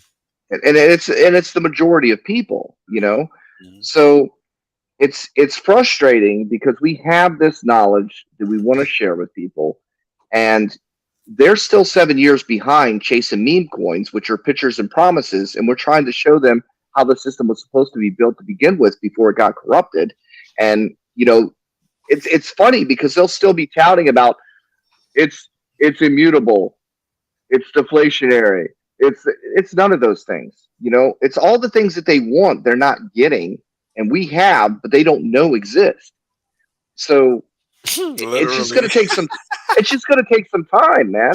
It's just time. They got to realize they got to go through the pain that we went through when we bought into all these hopes and promises and bullshit in the crypto space. They got to go through that burn and go, wait a minute, this ain't what it's supposed to be. I mean, I would have been out of crypto. I was so sick of crypto if it weren't for HEX. And when I got into HEX, I approached it like a skeptic. I said, all right, if this is what it's supposed to be, I'll buy in. But if it isn't, this is it, man. I'm done. These people are bullshitting me. None of them are doing what they say they're doing. I'm done. I'm done with crypto. So here's this new ship, and it's supposed to do everything I want it to. So I'm out here with a drill, and I'm trying to drill holes in the ship and see if I can sink it. And the only thing I could find was the Ethereum gas fees that could possibly be a detriment to the system. And sure enough, that is what has been a detriment to HEX. And the reason we're not at $1 right now is solely Ethereum gas fees. Yeah, 100%. I mean, do you remember how crazy they were back in? Oh God, yes. $1,200 for a freaking in stake. Yeah. Oh my God! If you think that wasn't turning people away, you're fucking out your mind. Yeah, of course. Absolutely. I won't think about this, Wales. If your bank charged you $40 every time you used an ATM, Man, shit, you were not Or banking with $40. Yeah, $40 every time you moves from one any account to money. another. Yeah, you just would not bank there. It's a no-brainer. Well, doesn't that show you that the crypto space doesn't want adoption? Correct. They just want to exploit their users. They That's don't want right. adoption. That's If right. you want adoption, you have accessibility, availability. Accessibility, availability, and I forget what the other one is. Convenience is a good one. Yeah. So, I mean, basically, you try to make it convenient on your users, and you want them to be able to use it. You need less. Yeah. Okay. You need to be a competitive product. Ethereum is not even competitive with the bank, and how are you supposed to use that alternative system? Oh, well, and their excuse is, okay, well, you should have enough money to pay for our service. That's called exclusivity. That's like you got to have your members only badge. You got to have this much money to ride this ride. You are literally shutting out the rest of the world. That is not building adoption. Exclusivity is not building adoption. That's being part of an elite club that nobody freaking cares about. You want to be a snob? All right, fine. Y'all be snobs over there. We're going to work around you, And that just isn't a sell point. And Bitcoin has kind of became the same way. And I hope we don't do that with Hex. Never, ever treat a person and go, oh, well, you don't have a whole T-share? God, I will smack somebody if they say that. Don't even do it. Because you are heading there's down going to be the path. those clowns out there, man. You know they're going to be there. You're heading down the path of exclusivity is what you're doing when you do that. And you got to understand that exclusivity is not how you build adoption. You got to show people that everybody can participate. I mean, it's the same thing. Like, you got to have X amount of ASIC miners to compete on the network of Bitcoin. How many billions of dollars of ASIC miners do you need to be before you can even start making coins that you have to sell on the market to pay for power bills? I mean, that does not make any sense whatsoever when all you had to do is change the action. The crypto space is just now catching on that proof of stake is the way to go right now.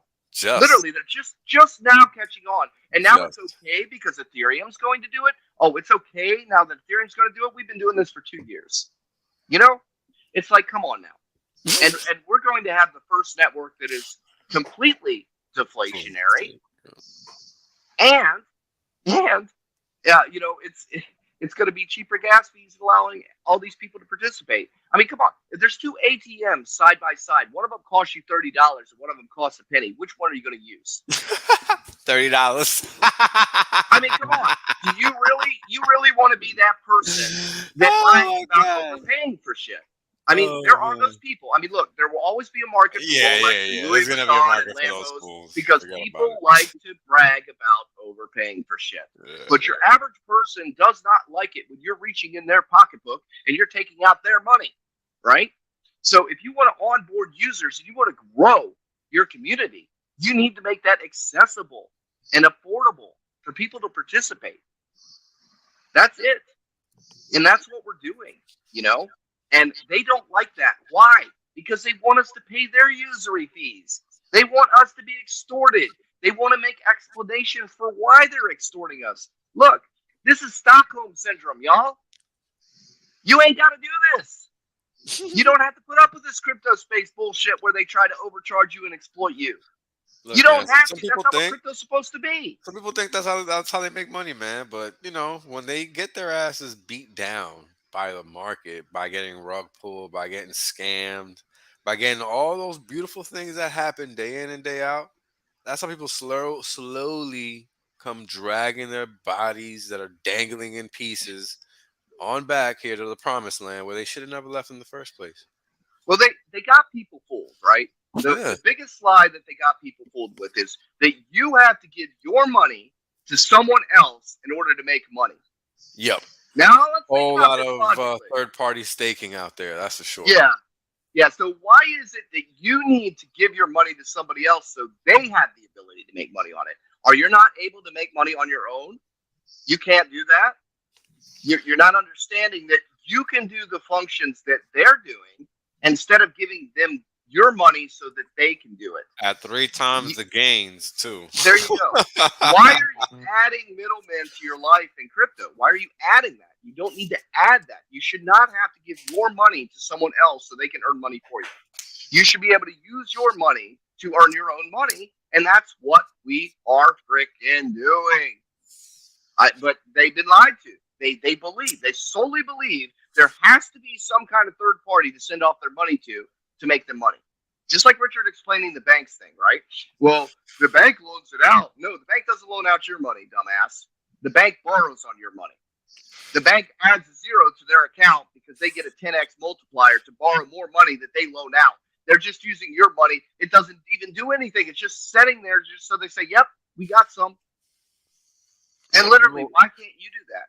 Why can't you say people don't understand the fractional reserve banking, you know? And that, I mean, this is why I had to do a whole stream on it, because people they're oblivious to what's actually going on, and they really have limited interest. And this is why we just have to take the time out and just educate people as best as we can, you know? And I mean, look at what I just did. All I did was take your concept and make it into a table.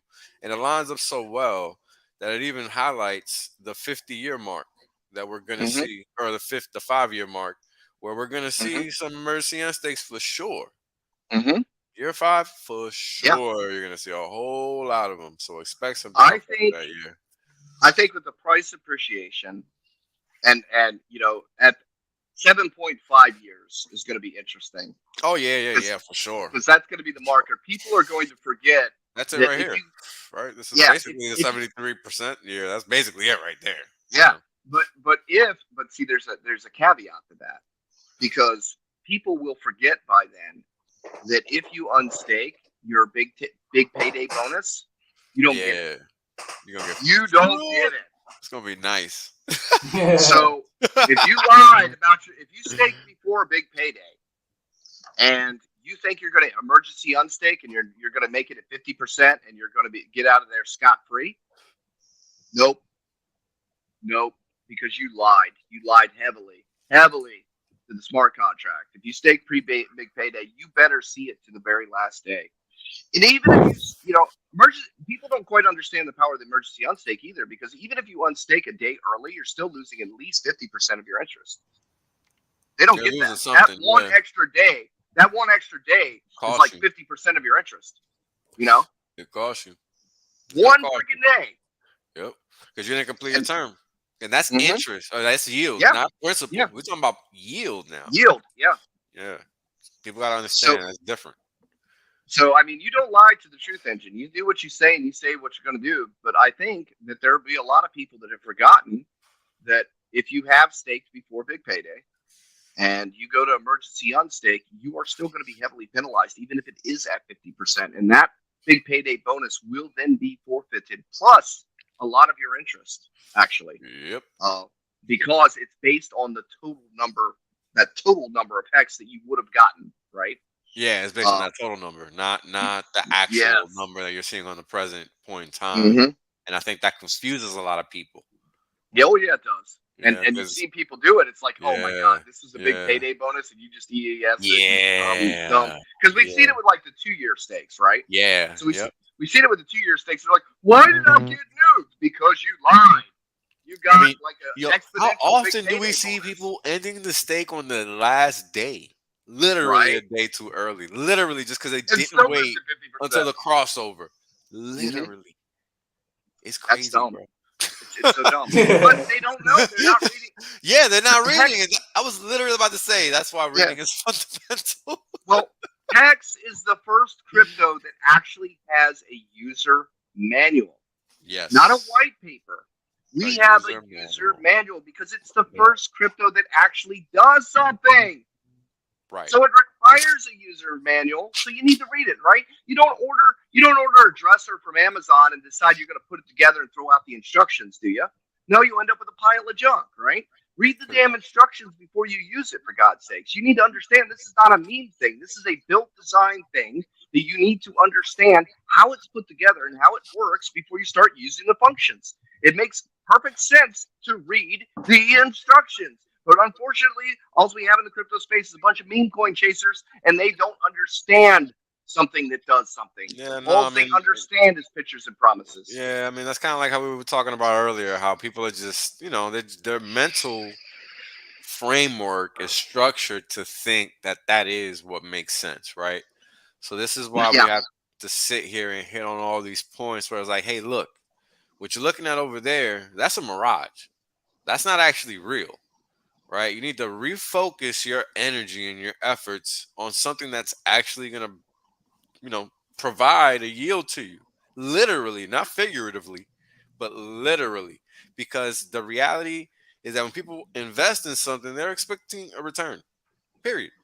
So why would you not start out by giving yourself a buffer of an APY rate of at least 11+%? Like, it's a yeah, no-brainer. It's like, what are you thinking? I mean, even if you want to take a short-term trade, right? Even if you're taking a short-term trade where it's a week, a month, whatever nonsense you want to do, you can still stake the coin and earn some yield in the meanwhile, even if it's not yeah. worth the gas, right? But you can still do it theoretically. So what's your math exactly? And that's why you have to sit there and figure it out. Because every trade isn't the same. They don't want to work. They Nah, don't want to work. most people don't want to work, bro. They No, just they they just just they think just want to that, promise. They yeah, want somebody to tell them, "Oh yeah, if you buy this, everything will be all right." Maybe we should just market right. X like that. Yeah, you buy this, You everything will be all right. you might be You'll right. figure it out later. You'll figure it out later. We'll show you. This is what we know why it works, Yeah. but all you really want to hear is it'll be all right. So it'll be all right, guys. Oh Bow my your head. It'll God. be all right. Yo, we're just gonna change all the songs are gonna get changed, and the new Yep. theme song is gonna be everything's gonna be all It'll right. be all right. Everything's gonna be all right. That's it, yo. We're gonna be at $10 overnight because it's gonna be all right. That's right. They want to hear. They want to hear. XRP to $589. Yeah, Oh win. man, that shit. I've been here Yo, 6 years later. I ain't seen it yet. You seen it? I seen seen 589 somebody XRP talking videos, so- about 10,000 per XRP the other day. Oh my God. Yeah, man. Yes. How can that happen when they've I got don't even PCs know, to get a bro. discount on it and they're selling on everybody's heads and XRP's got sells on their heads every month to pay for their power bills, employees, and buildings? I don't know. I mean, bro. that It's doesn't make any crazy. sense whatsoever. Yeah, and it's what's funny is you can see all of this on chain. Yeah. All of Oh, it's all perfectly clear. Hey, look, it. Ripple sold on your head. Hey, look, Ripple sold on your head. Almost like that's a consistent thing that tends to happen. Almost.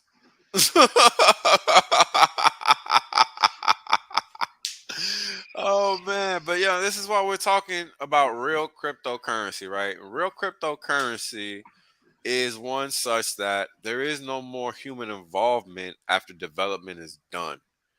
Literally none. Like there is nothing going on in the Hex in terms of the software of the actual cryptocurrency code.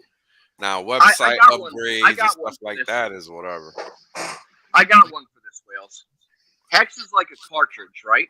You know, Uh-huh. game cartridge. Yeah. It's complete, right? You put it in, it plays. Done. It does what it's supposed to do. Yep. There's no upgrades. There's no connecting to the internet. There's no waiting for a dev to add added content. When you get a CD now, your computer system connects to the internet, right? Yep. And then you got to wait for updates because people are pushing out stuff that is unfinished. So they got to bug fixes and upgrades and all this stuff. So that's what everything else is. When they don't understand, well, Hex is complete, the game works now. The game does what it's supposed to do now. It's a cartridge. It's Right. self-contained. It doesn't change. Nobody's going in there to unscrew the cartridge and change the configuration of the chips or anything.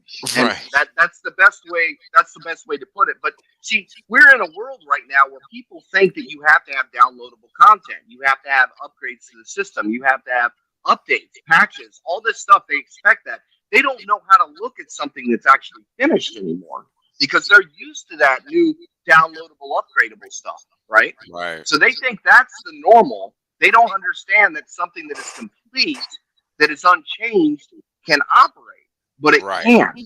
You know, it can, and it does, and that used to be how it was. People used to take time in developing things that were complete, that didn't have, they didn't rush things to market, that they had to do a bug fix That's or an right. update or an upgrade. They I mean, used to let's make talk things about that the were last complete. 2 years. We just saw Yeah. it where they just dumped a medical product on the market on people, and then you know now all this crazy stuff is happening, and they're trying to act like it's not that. I mean, it's crazy, but yeah, it's happening. Well, they're getting people hooked on a micro continuity model. Everyone just pays for everything monthly, and you get your little updates. And as long as you're getting your updates, I'll keep paying monthly. You're all right? good. Yep. So they're just And they training do that you with for what they promises, want. Jay. Yeah, they do that with promises, Jay. Every month we give you another promise about something that we're not going to do. Right? And we're talking about a product that every day does exactly what it's supposed to do, like clockwork, as programmed. But every month they want that new story to keep them interested about those things that they're not. Yo, that's literally what it is, man. It's the story, and there isn't one here, bro. You just get fucking rich. Charlie, win smart contracts, Charlie. We've been waiting for 6 years now, Charlie. Charlie, win smart contracts, please, sir. Charlie can't make smart contracts. His code is not designed to handle smart contracts. It never was. It never will be. Never. That's the thing. He is drawing a stick figure. He's not able to paint a portrait. You can't be mad at the guy. You can't make him run a mile in 4 minutes. I don't think you can make Charlie run a mile in 10 minutes. I'm sorry. I literally pictured that, so I'm sorry. But just to answer this question, thank you for the super chat, B Wheezy Bird, for the $5. So even if we started staking Hex this year, we are still considered early adopters. And sir, hell yeah. The short answer is fuck yes. Hell yeah. Yeah. I mean, this is literally entering what's going to be the end of what would be year 3 come December 2nd, 2022. Because this started December 2nd, 2019. So it's only been around a couple years. If you're looking at this table on the screen right now, after it takes 7 years for him to even catch on, man. Yeah, exactly.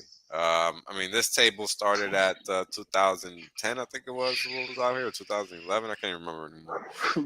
But I changed all the freaking data. It was like turned it into Hex now. Yeah, it was 2011 to 2022. That's what it was. 2011 to 2022 for the Bitcoin data. And this is just the same pattern, basically, is what we're trying to highlight. And that's basically what we saw when I showed on the chart literally minutes ago how the ending price for Hex at the end of 2021 was hold on, let me go to the V2 because that would be actually accurate. It's crazy. It's crazy. It's like we've got this whole blueprint. You know, literally laid out in front of us. Right out in front of us, and everybody wants to ignore it. And of course they don't, because they've got their biases that, oh, this is Bitcoin. You can't compare us to Bitcoin. Why the hell do we want to compare our new product to something that's 12 years old anyway? Do you want me to compare a PlayStation 5 to an Atari 2600? Yeah, right. Remember, imagine being a kid talking about I want that PlayStation instead of that or PlayStation 1 instead of that PlayStation 2. Like, that's not even realistic. Come on. Well, or PS5. Right. Well, what happens? What happens when Bitcoin is more like in television at this point. Well, what happened in the early days? Back there for you guys. Yeah, I was just going to say is like what happened in the early days is like before they allowed you to play past systems on the new system is everyone would just sell the old system for the new one, right? Yeah. So same shit. Same shit. And if you're looking at the chart now, I'm sorry. Go ahead, Jay. Go ahead. And I was just going to say, what's weird about it is it's like we got this blueprint, but yet people are ignoring it. And more annoyingly, is they're asking a million questions about the blueprint. Questioning the blueprint. Shut the fuck up. The it's like just look at the Bitcoin chart and then look at the Hex chart. Like it's literally the same price action, just in a shorter time span. But Wales, it can't be because Bitcoin, right? Bitcoin, literally, because Bitcoin. Literally, man. Now look. So at the end of 2021, we had 28.4 cents. Okay. Now, what do we have on this little table here? 30 cents, sir. Mm-hmm. So do not be surprised if we are near $5-6 at the end of 2022, right? And your daily payout is going to be fat because guess what? You're getting paid in crypto, bro, not in fiat. So yeah, that's 6 Hex per day per T-share, even if it didn't increase, which we're looking around 7 nowadays. So 7 hex per day per T-share times $5 is $35 per T-share that you're getting paid per day. Have fun. Soak it in. Yep. Make sure you're stacking them, baby, because if you're slacking when it's 15 cents, you definitely are going to be slacking when it's $5. You see, there's a big difference between current prices at 15 cents. If you got 6 hex per day per T-share at 15 cents, you're only looking at what, 95 cents? Yep. There's a big difference when that price goes up and you're getting the same pay level, and it goes from 95 cents to $35 per T-share. You see the difference there? The money is not in selling your hex. The money is in taking your hex. That's right. So now we get into a point where people are kind of understanding the significance of staking hex. Never mind the fact that you're going to get all this outstanding returns. You're actually earning a payout daily in crypto that is going to be reflected in dollars, because that's how we view the world that we have to live in, whether we want to or not. So that's just a fact, right? So you got these two factors coming together to give you outsized returns. This is just the meager crap. This doesn't even on 2 chains. He's got a point there. Yes, on 2 chains, nonetheless. Yeah, on 2 chains, nonetheless. That's right. And these are just paper, plain vanilla, other mill returns. This ain't even nothing special. This isn't even staking. Staking has outperformed all of this already. Yes. Yeah, like it really is this crazy. And that's why it's just like such a head shake of people fucking missing this by miles. Yep. They're not missing it by inches. They're missing it by fucking miles. Yeah. It's wild, isn't it? It's very wild. It doesn't but make any sense. Again, Jay, if you grab somebody at 30 cent Bitcoin and you told them that it was going up to $70,000, they would have laughed at you. They would have told you you were crazy. They would have called you. We would have canceled them, right? We would have canceled them, right? Yeah. Because we're a furu of painting false promises, right? Mm-hmm. that would have been crazy, and nobody would have believed anybody, and that is why there's a 30-cent top year one. That's exactly why there's a 30-cent top year. Nobody believed it, right? It's crazy to talk about hex in these terms. We spend a lot of time trying to talk about penny moves or 25% or even a couple X's, but we never really show the full spectrum of things because no one's going to believe us. They're not going to believe us until it happens. When it happens, they'll be like, those crazy sons of bitches, they were right. The blueprint was right in front of our faces this whole time, and we weren't paying attention to it because we thought they were a bunch of crazy loon birds. Yeah. So here it is for all history to see.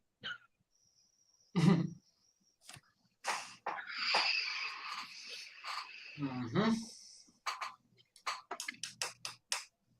And I'm sorry, guys. I get excitable. I don't mean to cut you guys off on your own show. I'm trying to chill, but it's like I haven't got on a stream in quite some time, so I just got all this pin-up energy that I gotta expel here. Love it, dude. I do the same shit. When I'm on one and I'm ready to go, it's just like get out of the way and just let me fire off. You bring up a ton of like real world tangible examples, like very simple to understand, very easy to follow along examples, and that's what makes it so powerful. Is because you got to break shit down Barney style for people. And that's what we got to do. I mean, really, it's what we got to do. Because look, man, even the people in crypto, they don't understand crypto. They bought a thing, it went up in value. They bought a thing, it went up in value. Okay, and now they feel they have to make some kind of explanation why they believe it went up in value. And then you've got people like Eminem Crypto, who is an ex-taxi cab driver, and you've got Carl the Moon, who is an ex-grocery store cashier, and they made some right choices. So therefore, they made money. They made a lot of money.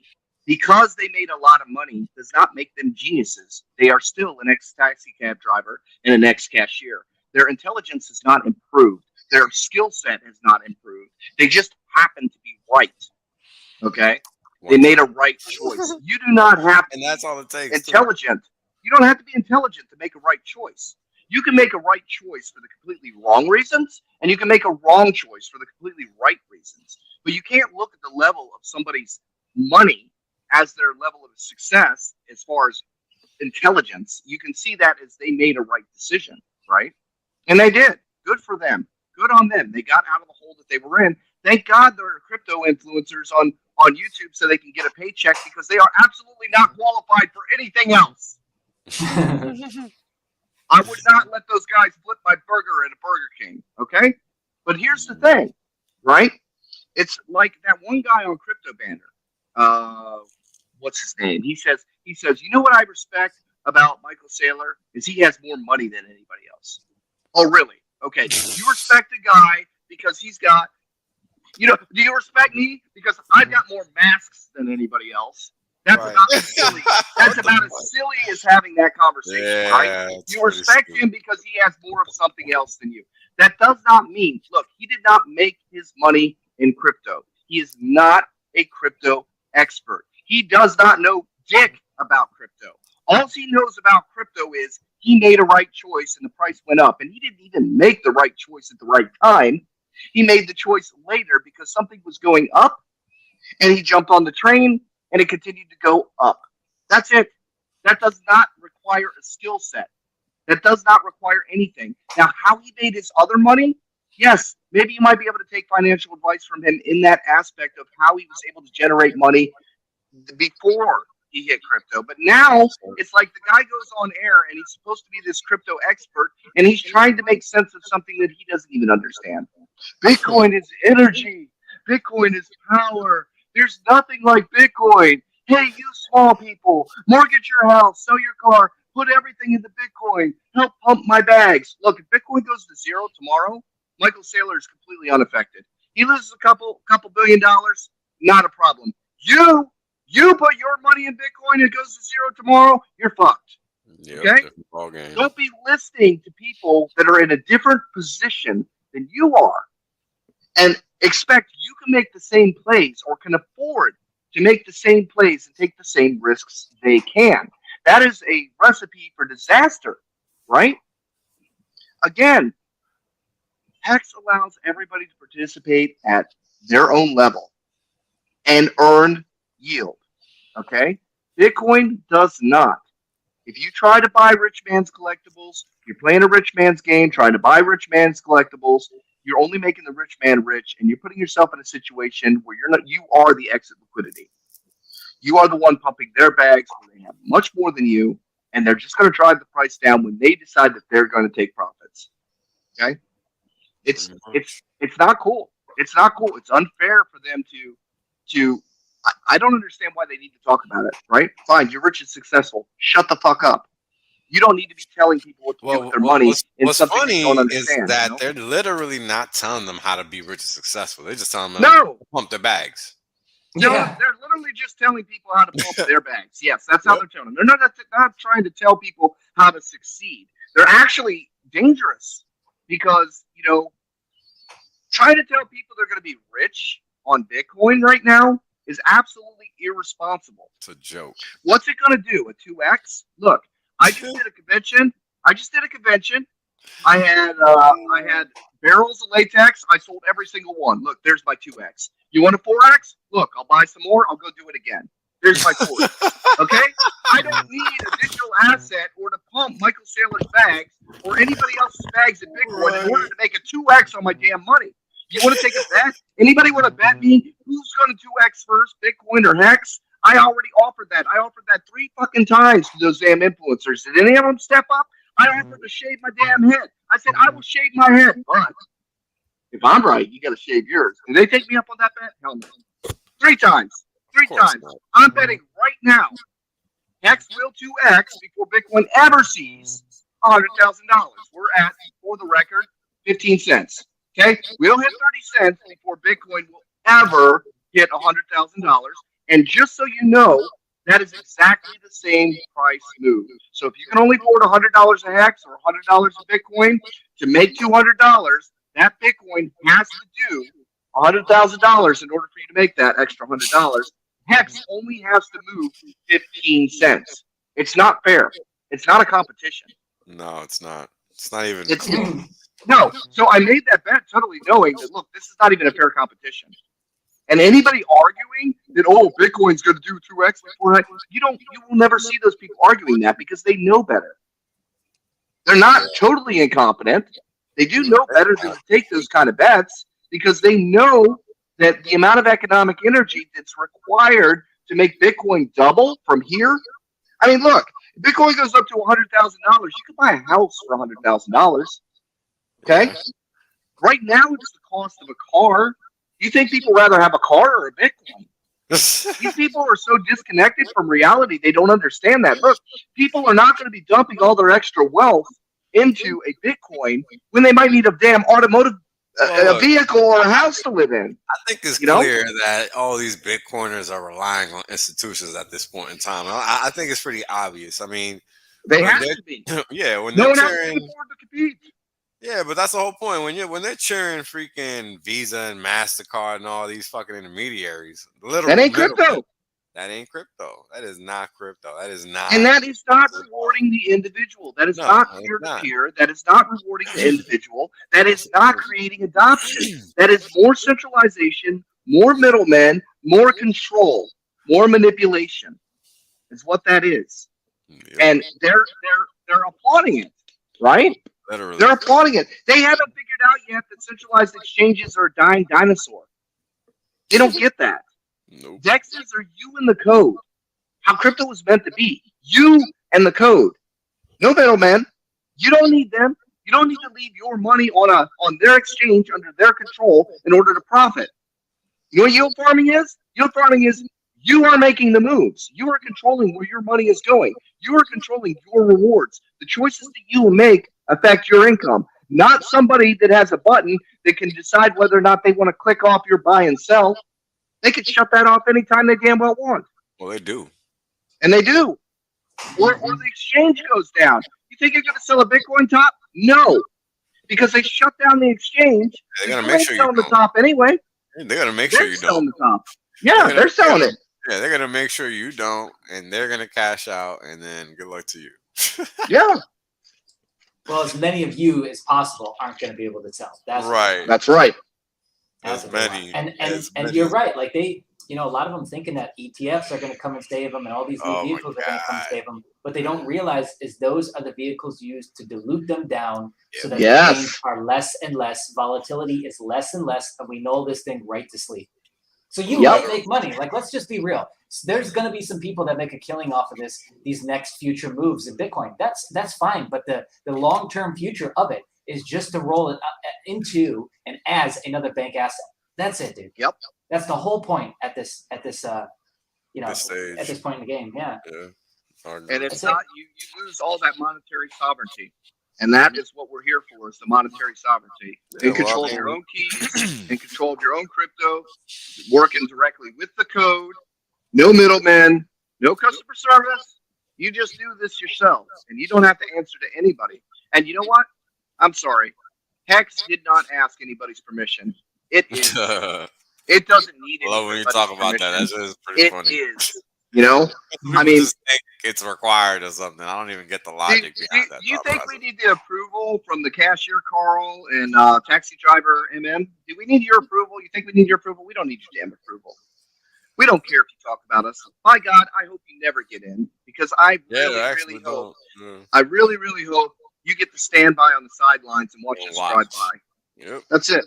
That's what you deserve. Watch hard, homie. Yeah, I mean, you're not at this point. People. Yeah, it's at this point. Go ahead, Jen. I was just going to say, it's like, I don't want any exchanges. I don't want any influencers talking about it. I don't give a fuck about any of that.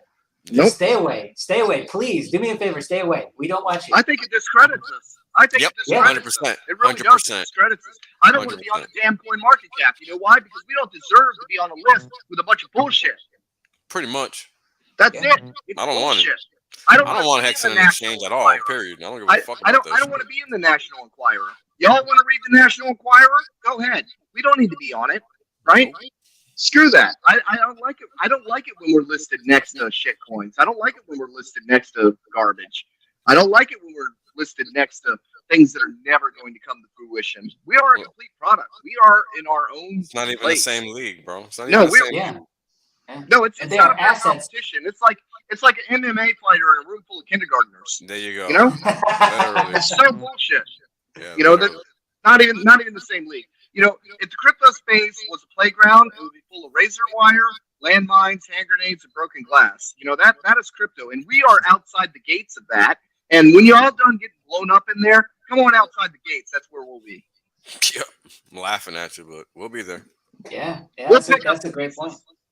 That's a great point. And you know, all those other coins and projects on these exchanges, they all have paper trading, so that we're not even getting a true value and a true measure of value at all. Yes. So why would we be on that same list? It's two completely different things. We're real. Literally, I don't want Hex on an exchange. I really don't. Like people, it's funny to me that people think that Hex has to be on an exchange to go to $10 or whatever. But see, they're still playing the old games. Yeah, so the old games were you pay to get listed on the market cap sites, you pay to get listed on the exchanges, and you pay for the influencers to talk about your coin. That's the old game. That's the old game. That's how it works, right? They don't understand how a product can exist that doesn't follow their rules, right? They don't understand that. It doesn't make sense to them. How do we follow? How does this product exist and it doesn't follow our rules? How come it still continues to thrive and it's not playing within our rules? Because we're not even in the same category.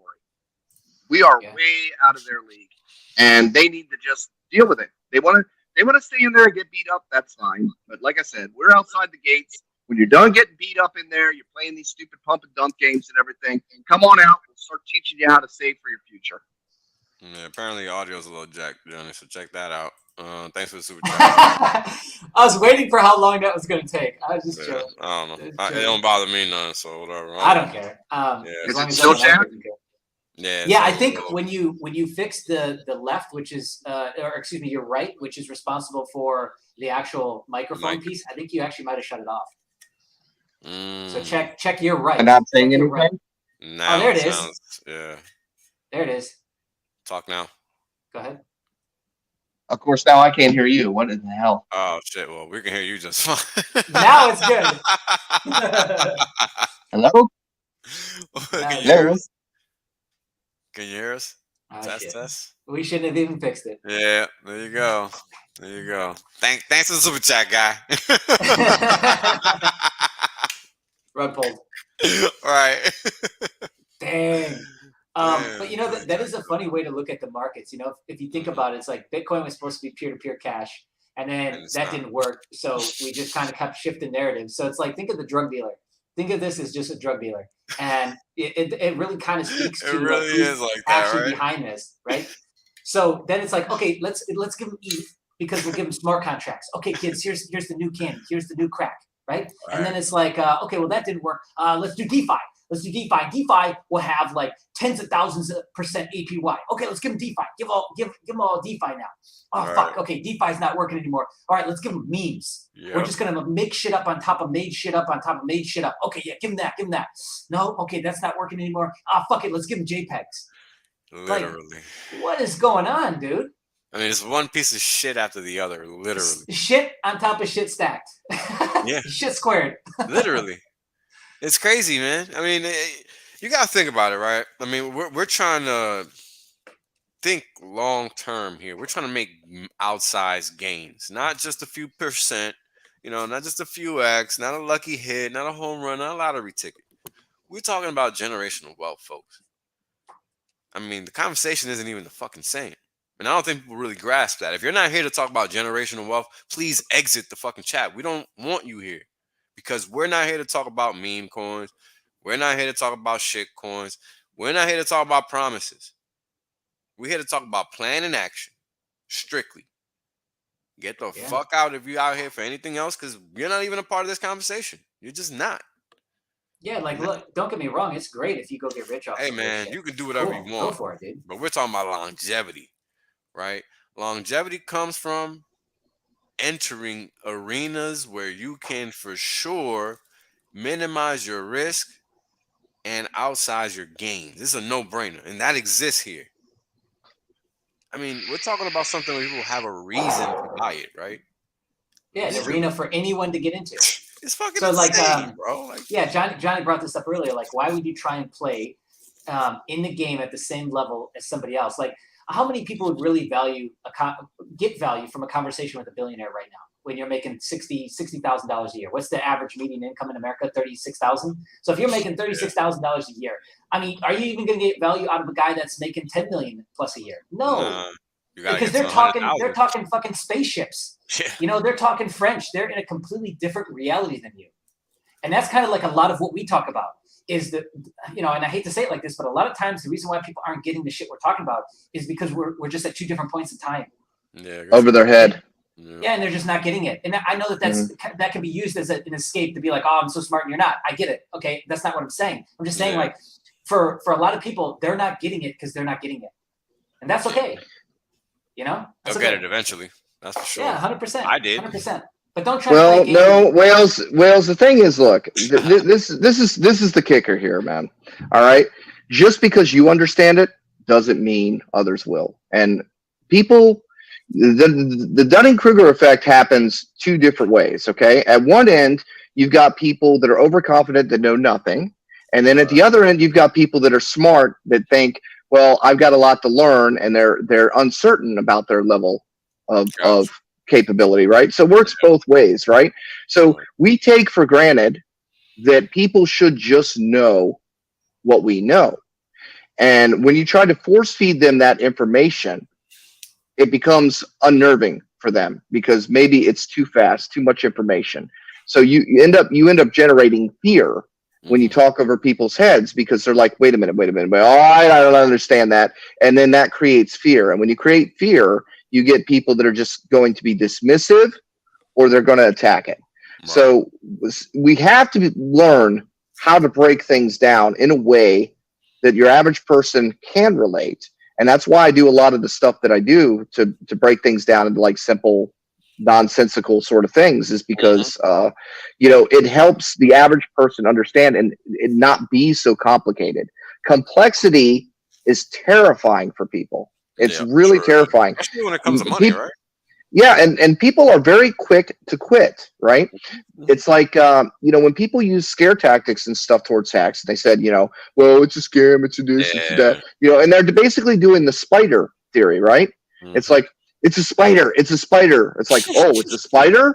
Okay, I recognize danger. Okay, now I don't know if it's spider or not over there, but I know if I don't go over there, there's zero probability of me getting bit by a spider. But if I go over there, there might be a spider, and it's very effective in scare tactics like that because that will prevent a large majority of people from even exploring it because they know there's no spider here. They're not sure if there's a spider over there. And so it's very important that we break these things down in a way that the average person does understand. And one of the things that gets me is you do call people dumb, right? And unfortunately, they're uneducated.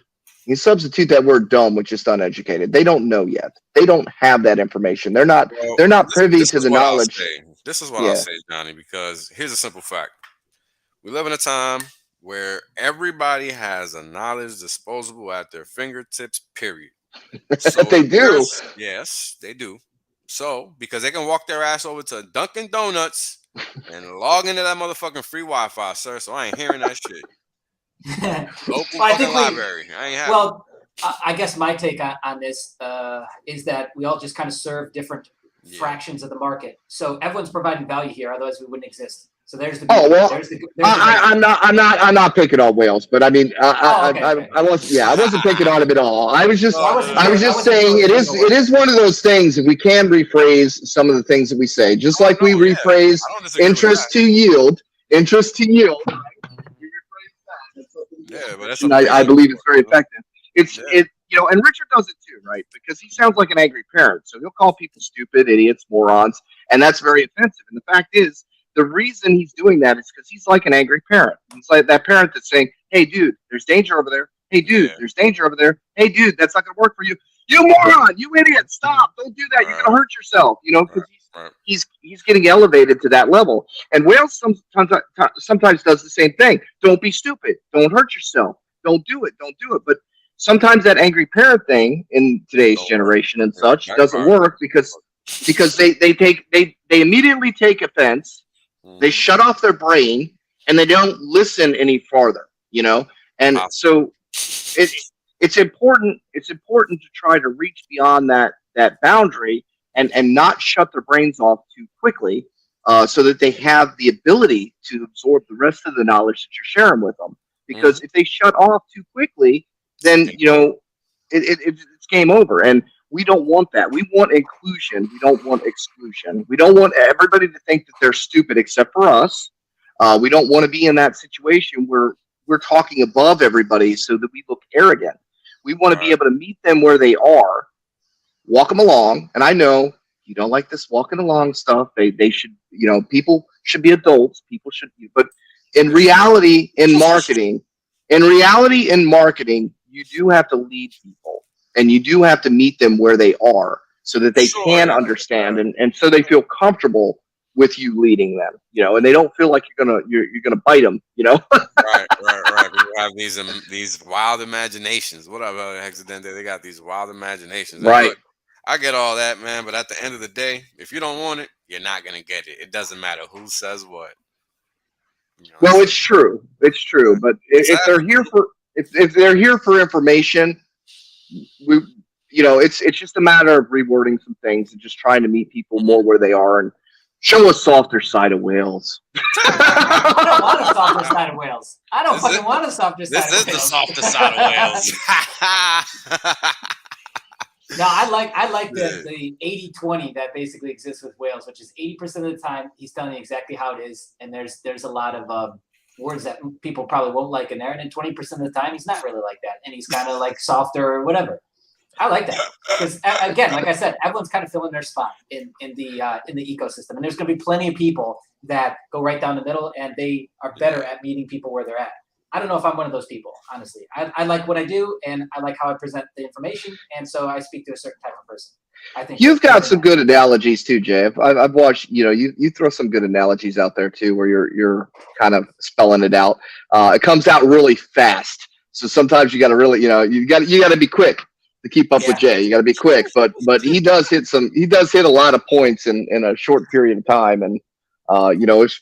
For the more intelligent crowd, that they can catch on to that. But I mean, it's this your speed and your pace. People if they're catching, it's like just 1-2 punch after another when you get on your rants, and it's great. Yes. It's really great, but unfortunately, it's limited to the amount of people that can actually understand it. Yes, exactly. Yeah, that's the gift. Well, you're kind of like me in that way. It's like I didn't want to build an audience. If people aren't, I lean towards the whales way too. Look, if people aren't interested in what I have to offer, then piss off. Right? I kind of lean that way too. That's the beauty of our world, man. This is what people miss, and this is what I kind of keep trying to preach. It's like, hey, everybody has a market. Literally, there's gonna be guys that resonate only with Johnny Chaos. There's gonna be guys that only resonate with Jay, and so on and so forth. That's how it works, man. I resonate. But I'm not even a streamer, man. But you're not even a streamer. But that's the point. I'm not even a streamer. But that's the point. You don't gotta be. Somebody's gonna find you, and they're gonna be like, "Man, I like this guy. I'm gonna learn from this guy," and that's it. It's not about more than that. If there's somebody out there that can offer you some knowledge, some information, a way for you to progress in life, you need to latch onto that shit anyway, anyhow, and you better sit there and learn. Because how else are you gonna find a way to replicate success in your own way? You cannot. And I think people. I gave out over 200 hugs at the. And you had no idea they were coming.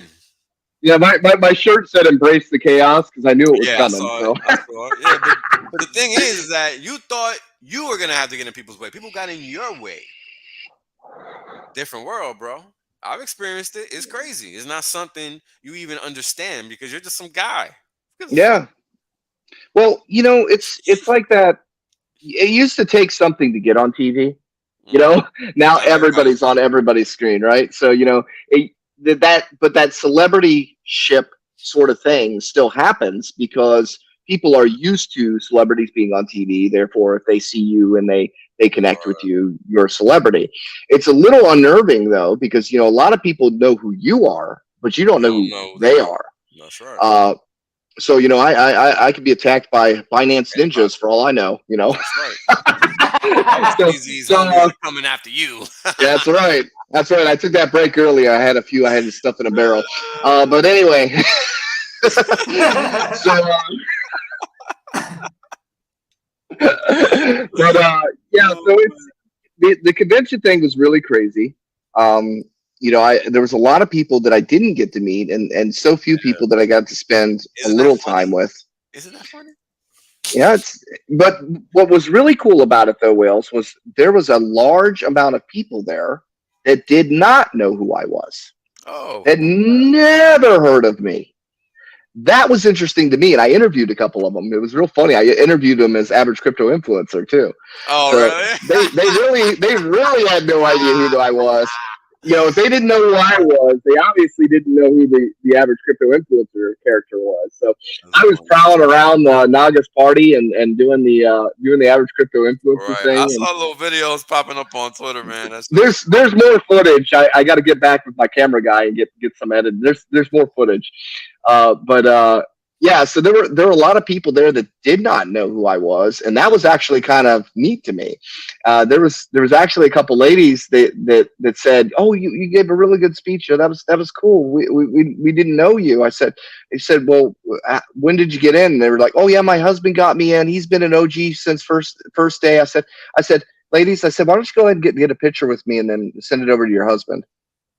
And so I don't know how that turned out, but that'd be pretty damn funny because it's like they didn't know who I was, but I'm sure he did. So yeah, of course. so that was just funny. But yeah, I liked it, but it's weird, because Yeah, it's weird. I didn't do this for the attention. I mean, you're I just trying did to it help people because understand what the hell's going on. You're not doing anything else.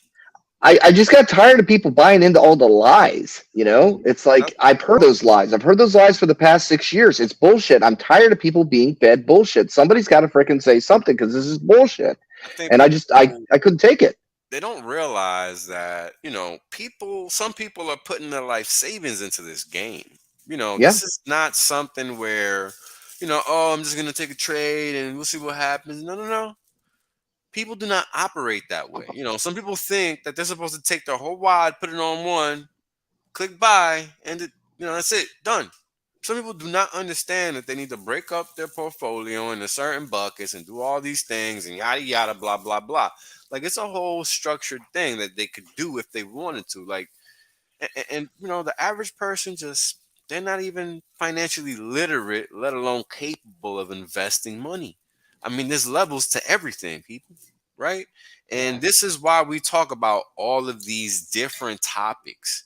You will not find success if you cannot traverse the spectrum. That's just what it is. Our world is built that way. You cannot Well, I avoid. mean, I was just going to so say the so first. irresponsible for people promoting Bitcoin at $50,000. I just think it's really irresponsible. I mean, it's got so much room for the downside and not much room for the upside. It's virtually, to me, it's just so irresponsible for these influencers still to be even talking about it. Just shut up. Run with your damn money and shut up about it. You're not going to get much more pump out of it, and all you're going to potentially do is hurt other people. I I I don't know. Go ahead, Jay. Yeah, I was just going to say it's like okay, this will tell you how like off most people are on in terms of investing. Is rule number 1 is preservation of capital. Rule number 2 is preservation of capital. Rule number 3 is fucking preservation of capital. Go ask 9 out of 10. They won't tell you that. They'll tell you it's about gains. It's about trying to get rich quick. It's about all this fucking dumb shit. No, dude, it's the very first thing that you have to actually understand is that this is about keeping what you've got.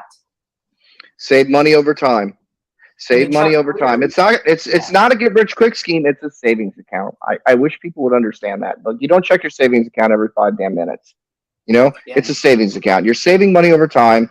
You're sending money that you don't need right now, sending to your future self. It's just that damn simple. You don't send more money than you don't have, to your future self. No, you send money that you don't need right now to your future self, and you build money over time. This is not a get rich quick scheme. I don't like the initial marketing that we had for Hex because it did talk about all the hype, even though we successfully hit those marks and such. It's not the point. The point is we don't want lottery mentality people because they don't know how to hold on to money to begin with. What we need is people that have a need to save for their future, which is everybody. Everybody has a need to save for their future. And if they don't put it into HEX, they got to put it somewhere. And HEX is the one that's going to bring the most yield. It's just that simple. Yeah, I agree. I agree. What are you pulling up? What do you got here, Wins? But it's no fun. It's no fun to save. Everybody wants a bet. Everybody wants a game. Everybody wants a gamble. Saving's boring. You know, that's the problem. No dopamine. You're replying to this. Dopamine hit. You're replying to that. Oh man, too funny, man. Look, I just want to talk about what came out this weekend, and this is probably the biggest thing that nobody's heard about. Long story short, everybody prepped for these lockdowns before they actually happened, and you know, it's like we've all, or at least some of us, have been saying this shit is all planned. You know, it's no secret. And here comes the news letting us all know what we already knew, right? I mean, they literally are putting it out here wide open. I just hold on. Let's see. Well, you know, and what's kind of interesting is, you know, Johnny was talking about the scare tactic of there's a spider. Well, I mean, the mask is the same fucking thing. We just experienced 2 years of that. Yep. And you had people that, again, they behaved and reacted the same way that you would if you said there's a spider over there in the corner. Yep. It's the same shit. Literally. Yeah, same shit. Literally. I mean, imagine these people literally had a meeting and planned to shut down the country, where only the 150 top CEOs or the CEOs of the 150 top corporations were invited to this meeting. So this is why the Targets, the Walmarts, the so on and so forth were open, while everybody else was forced to shut down their businesses.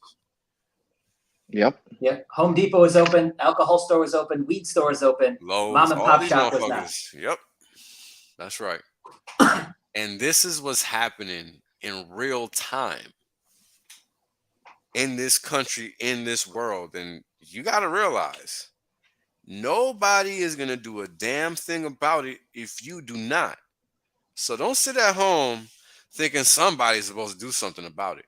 You are the individual that is supposed to do something about it. Figure out how your local government works. Get involved.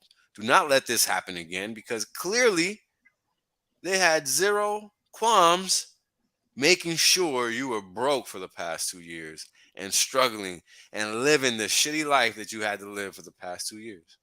Just because. Actually, it worked out really well for me because conventions were shut down and everything was shut down.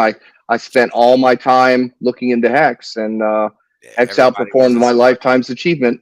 Everybody wasn't so lucky. Everybody wasn't so lucky. There's only a few people in that's true. Bucket, you know, that's true. A very small bucket. Most people instead are now hooked on UBI. Fuck yeah. Think about it. The drug dealer showed up again and fucking fugazied you again. This time with UBI. Yep. It's crazy, man. And so when it shows up, the gas credit and this credit and that credit, you're just going to keep taking it because you think you're winning. Again, you think you're on the winning side of this equation. And you're not. You're not. Well, we got our own UBI.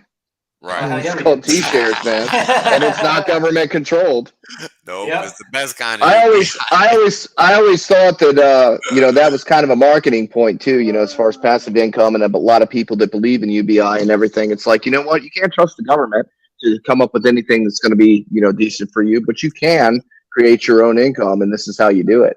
Yeah, but I think people want stuff given to them. I don't think they want to actually create anything. Well, but it is given to you if you do it. You're participating in that pool. Yeah, so you're right. But it's a non-custodial form of UBI that allows you to be monetarily sovereign, which is a little bit more interesting because you're not at the beck and call of the government. Well, I mean, obviously, when you cash out, you're gonna have to pay some taxes, but nonetheless, I mean, it allows you to be self-sovereign and not dependent on the government to make payments for you because you do have your own sort of passive income. Yeah. I mean, that's going to be a hell of a stimulus check when you get doubled up on Pulse. I just got to put that in there again. How's that for a stimmy check? Right? You're making your own. You just made your own. By And you default. get the head drawn for free on You're Two right. I was Kings just too. about to Yep. say, don't forget the heat So on top. you're actually getting 4 products for the price of 1 right now. People want to bitch about a 10-cent hex. Are you freaking stupid? 10 or four stimmy There checks. we go, man. He nailed it. Universal T-shirt income. Yes, sir. Universal T-shirt income. You got it. I mean, you know, I always thought about that. It was like, you know, because I to a certain extent, I don't want to get into political issues, but there are people, let's just say there are people that believe that, you know, a lot of jobs are disappearing and some sort of supplemental income is necessary. And because of that, you cannot expect the government that's going to produce some kind of supplemental income to compensate for the lack of jobs or whatever. So Hex actually does create and fill in that void. I actually tried to talk to like some of the other channels that are in support of things like a universal basic income and such, and say, you know, look, government's not going to do shit for you, but look at what we got here. Right. You know, right. You Yeah. can raise capital and fucking make it happen yourself. That's a really great point because Yeah, I I mean, never okay, thought how about do you that. fix? How do you really fix this? Is you either provide UBI or provide education. That's really the only way, because That's the only way. there's a real thing happening here, which is people are going to be losing jobs to automation. Okay, let's not deny that's happening. Absolutely. But how do you fix that? You either give them money so that they can be lazier and do less while still making the same amount, or give them tools and education, or just stay the same and get Hex and get T-shares. Yep. I mean, that's a solid marketing angle. I like it, man. I like it. I can't disagree. And they are doing gas stimmy checks in California, and I can't remember where else. Yeah. Yeah, I can't remember where else. So that's already a thing. Yeah, so they're already doing it. I mean, they got to. I mean, it's funny. They take your money from you and they give it right back. And then they tax you on it after they give it back. Then they tax you on it. They tax you on it every fucking time. They tax you with taxes and inflation, because remember, they're getting it first. The bank is getting it first. So they got it as purest $1 value. You are not. No. You are not getting it at $1 value. You're getting the bare leftovers, not even good leftovers. So they're texting you twice, and you're happy. You're thanking them. Fucking how hilarious is this? You're thanking them for fucking you twice. I mean, it goes to show how ignorant people are, bro, willingly. I mean, it's crazy, man. It's insane. Insane. Well, like you said, Wales, it's no choice. No choice. Because they don't know about Hex. They don't have another option. So what are they going to do, right? If my business closed up, you know, for another year and I didn't have Hex, what the hell would I do? You know, conventions closed down. I mean, it did happen. The store. Right? Yeah, I mean, it happened, and you found Hex. Yeah, but I mean, I don't like to imagine whether or not I wouldn't have. You know, so I mean, it's awesome that I did, but I'm just saying that this does solve. Hex solves more problems than you know. It's funny. It's like, you know, Bitcoin's going to save the savages in foreign countries that are still spear chucking or some shit, right? Do you see them running around with laptops and computers and cell phones? No, you don't. That's absolutely ridiculous. But you know what? Hex can provide a sort of universal basic income for your average person to have an insurance fund, so to speak, if they are out of work, right? You know, like for my artist friends and stuff, right? We're gig workers, right? So if we don't work, we don't get paid. We don't get days off. We don't get sick pay. We don't get any of that shit, right? If we don't work, we don't get paid. We don't finish a project, we don't get paid. That's another thing that bothers me. Fucking my job is dependent on whether or not I follow through with what I say I'm going to do. And crypto space gets away with bullshit. You know, that really pisses me off. They can say they're going to do shit and never follow through on a goddamn thing they say, and that just irritates. That's the standard. That's the reason why I'm here. Yeah, but 99% of the gig economy is based on you actually doing what the fuck you said you're going to do. Right. Crypto somehow got around that. And it. So Hex fixes this in a way, like, you know, so my buddies that are all artists, and I've got buddies that are international renowned artists that have plenty of cash setting on the side and probably responsible for some of this bump that just happened because I just got back from convention with them. So anyway, I can't take credit for all of it, but I can take credit for some of it. I won't say how much, but anyway, so they're sitting on money because what do? They save their cash. Why? And they put their cash in a safe. Why? Because they're mobile and they need to have access to that money, and they don't want to leave it in the bank because they go all over the place, right? Yeah. So they wanted a place to put their money where they have easy access to it. And a way to earn interest on it because it's just sitting there doing nothing, right? Imagine And then that. if they're unable to work, they don't get paid. Well, now they've got a way to get paid even when they're unable to work because at least they are making that yield, Oh right? wait, well, you mean to tell me So they kind of had no choice? they kind of had no choice. Oh shit! Imagine that. I mean, it's a great option. I got It's a right retirement plan for gig workers now. as Sounds well. familiar. Huh. So, I mean, we're talking about a crypto that actually has this use case. That's not just some pie in the sky, pump my bags. I'm a rich guy, be part of my club, try to Yeah, keep up with the Joneses right. bullshit. You want to We're join this talking gang? about something that actually has a use case in the real world that allows people to participate and save for their future. That's what we got. And Oh my people aren't buying in on this, and people are going to bitch because it's pennies right now. Get the fuck out of here. so hilarious, bro. It's true, man. It's true. What the fuck are they gonna say in 5 years? I can't wait. I wish I could fast forward to year 7. I wish. I wish. Oh God, that's going to be great. Well, That's I, gonna I be It's guess going to be so. We'll epic. just have to. I guess we'll just have to kind of keep track of these conversations and document this shit to some degree, because that's what's the shame of it is. All of this will probably be lost. It's like the shit we're talking about right now in 5 years. You're We'll probably have right. forgotten. We won't care anymore that we talked this Yeah. shit. And then like maybe we'll remember some pieces of it. Like that's the funniest thing about making accurate calls is half the time you forget the shit that you said because you don't Yep. care anymore. Yeah, it's true. Yeah, you're It's very right. true. Because you know And you're right when you say it. Doesn't matter. Yeah, so it don't matter. Doesn't matter. every time I do something, Jay, I have to go back a year through my tweets to find it Go. because I'm like a year ahead. So it's like I start scrolling through and I'm like, well, shit, I ain't gonna find that. Screw it. Exactly. People don't remember it, then whatever. Yep. I just It's It's actually It doesn't- really annoying and- to go back through and try and find that Yeah. shit. It's really fucking annoying. yeah. And I mean, it's and the track record's there. The material's been provided. I mean, the TA is going to be freaking hilarious in the future. I can't wait for the TA in the future to look back with like, oh guys, we're going down to 6 cents, and like we're going to look back when we're like a couple $100. We're going to be going. They're talking about 6 cents. Look at this shit. That's going to be the biggest, funniest bullshit ever to go back and watch that. And I feel bad because it's like I feel like the guys doing TA right now are just kind of wasting their time spinning their wheels. But I mean, then again, that is what draws eyes Yeah. to the crypto is because people like to watch technical analysis. They like to get their prediction, and it's just that it's not significant, right? Can you imagine going back and watching Bitcoin talks when Bitcoin was a penny? No. I mean, it's kind of silly. But I mean, and nobody would do that. Why? Because it's so far beyond that now that nobody would even think about, oh, let's go back and watch where these guys were talking about the 2 cent moves in Bitcoin. There wasn't any of that. So I made this chart, Johnny. Check it out. Let me get your thoughts on this. I think me and Jay have hashed over this chart before. So this chart is basically a fractal on fractal on fractal chart. It's basically showing us what could happen in the future based on what's happened in the past. So it was nothing special, no crystal ball here, nothing like that.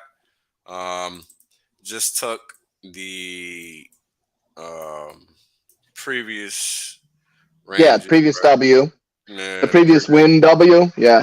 Yeah, and then I'm just guesstimating that if this is the one that we're seeing here, same deal here, right? That we're gonna get another pump, same magnitude, but more because what we're seeing here is we're getting the like 128, 256. We might be getting that same pattern because RH has said that the returns are supposed to magnify over time, similar to the logo. That's why the logo was picked that way. So I've been trying to find that pattern somewhere. This is the only place I've been able to find it. Well, I did one. Yeah, I did one where I took the Staker app on the price talk on the Hex online. We did a price talk, and I pretty much did the same thing, just in a different sort of format. And I just labeled, the resistance ranges, which literally are like even resistance ranges. We'll go up to 150. And then we'll pull back and we'll double up to $3 and we'll pull back and we'll double up to $6. Right. So that's my year end prediction. It's very similar to what you got here. It's just I did it on a different chart, and that chart is on the Hex Online Exchange. Gotcha.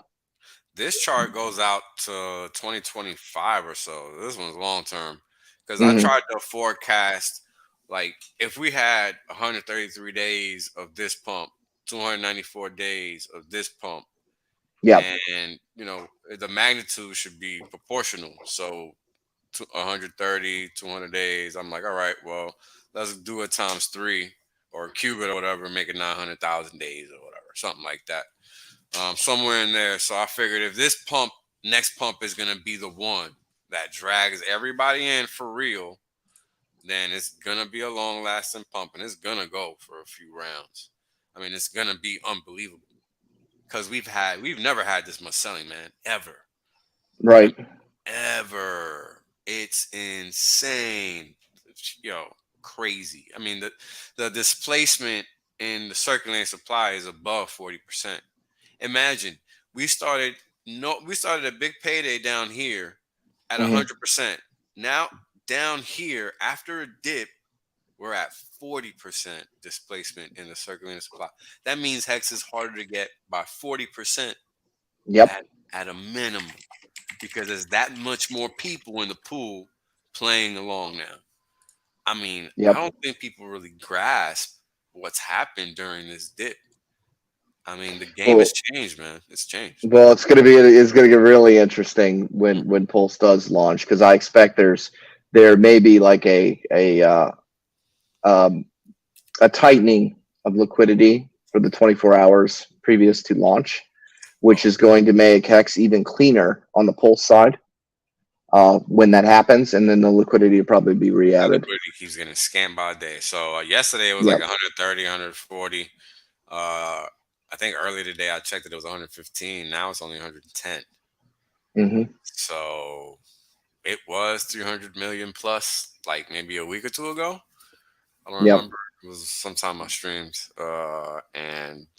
Yeah. You got, It will be temporarily. I do believe that it'll be temporarily removed for a but certain this was period of three time. hex. This was 300. This was 200 more hex sitting here, bro. Now 200 million hexes basically disappeared. So what Yeah. happens if this gets cut in half again? And what happens if that gets cut in half again? I Oh, mean, I expect that it's going to be lean just on both before sides after the game time. forks. Well, I'm talking After about the fork, it's going to get really lean. after the fork. There's not going to be any telling. I'm talking about into the fork. We can Well, see a in run the into it. Imagine well what could in happen on the other side. well, but what I'm saying is, Wills, I expect the liquidity to thin because people. Okay, let's assume let's say the liquidity is not the OA providing it. Okay, Right. how are you going to get duplicates of your coins if they're not in your own wallet before the fork? You're not. Exactly. So liquidity will be pulled before the fork. Right. There Has will to be a moment. There will be a moment. Will it be the least? It'd be the dumbest time in the world to ever sell your hex for probably like 24 hours, or buy it. or buy it because it what's left behind is going to be expensive as all hell. And then when it gets copied over there, the liquidity state on the Pulse side is also going to be just as lean. Me and RG were talking about this about a year ago when they first talked about Pulse, is that we expect that the liquidity is going to be pretty much dried up for the pre-launch stage. So people waiting around that think they're going to buy Hex the day before the launch to duplicate their coins are going to pay a stupid ass price for that duplication Right. Hex. Okay. They could be paying $5-6 for the available Hex that's available, thinking they're all going to buy it just before the fork happens. That's why we've been so on people. It's like, look, get your freaking Hex now, because if you don't get your freaking Hex now, you are not going to be able to purchase it before Pulse fork happens. And when the state is copied, it's going to be just as lean on the other side until the liquidity is added back. Simple as that. Mm-hmm. It really is. I hope if you're out there listening, you were paying attention because that was pretty important. I might have been talking over people's heads again. No. Well, okay. So what Johnny means is right before Pulse Chain goes live, we're going to be able to tell by looking at how much hex is sitting in the Uniswap pools. If this number continues to go down, the closer we get to 25 million, the closer we're getting to mainnet launch. That's Yep. my guess. What would you say? Well, the problem is Hard to say. it could happen. It could happen in an instant, right? Yeah. That's the problem. But if it is if a majority of the liquidity is the OA, I mean, they could technically leave it. They could technically leave it if they wanted to. But if it isn't, then there are other players, and I know other people are providing large amounts of liquidity. I know people that are providing large amounts of liquidity because they're earning on that. So I'm going to say they're going to pull that. Instead of have it copied over on the fork, they're going to pull that so they get the copy of their coins, and then they choose how they distribute it, right? Because if their money is in the Uniswap pool, maybe they would want to add that liquidity on the Pulse side into the Pulse X pool, since Pulse X, I don't think people understand how powerful that Pulse X thing is. It's like somebody is building a store with every product that you can imagine under the sun right across the street from you. And then they have everything that you need. Why would you even need to shop at the other stores? When they have the largest amount of products, largest selection, and the most supply of any other store out there. That's why Amazon does so well, because they have every product that you can imagine, right? That's why they do so well. And that's what Pulse X is going to be. Pulse X is going to be like the Amazon of the damn crypto space, because you don't have to pay for listing. The tokens will just be there. As where centralized exchanges require people to pay fees and stuff to be listed, as to where if it's an ERC20 token, it could just be added to the Pulse X exchange, and it's there. It's there. Everything you can imagine is going to be there. All the PRC20s that people refuse to list are going to be there. People are not, if big exchanges do not want to list Pulse or PRC20 tokens, that literally forces all of the business to Pulse X, because they have what you need. And if they choose to not carry what you need, they're going to lose business. It's like the ultimate ultimatum that they don't even realize that they're aware of. And all people have to do is change one network setting on their MetaMask, and they're there.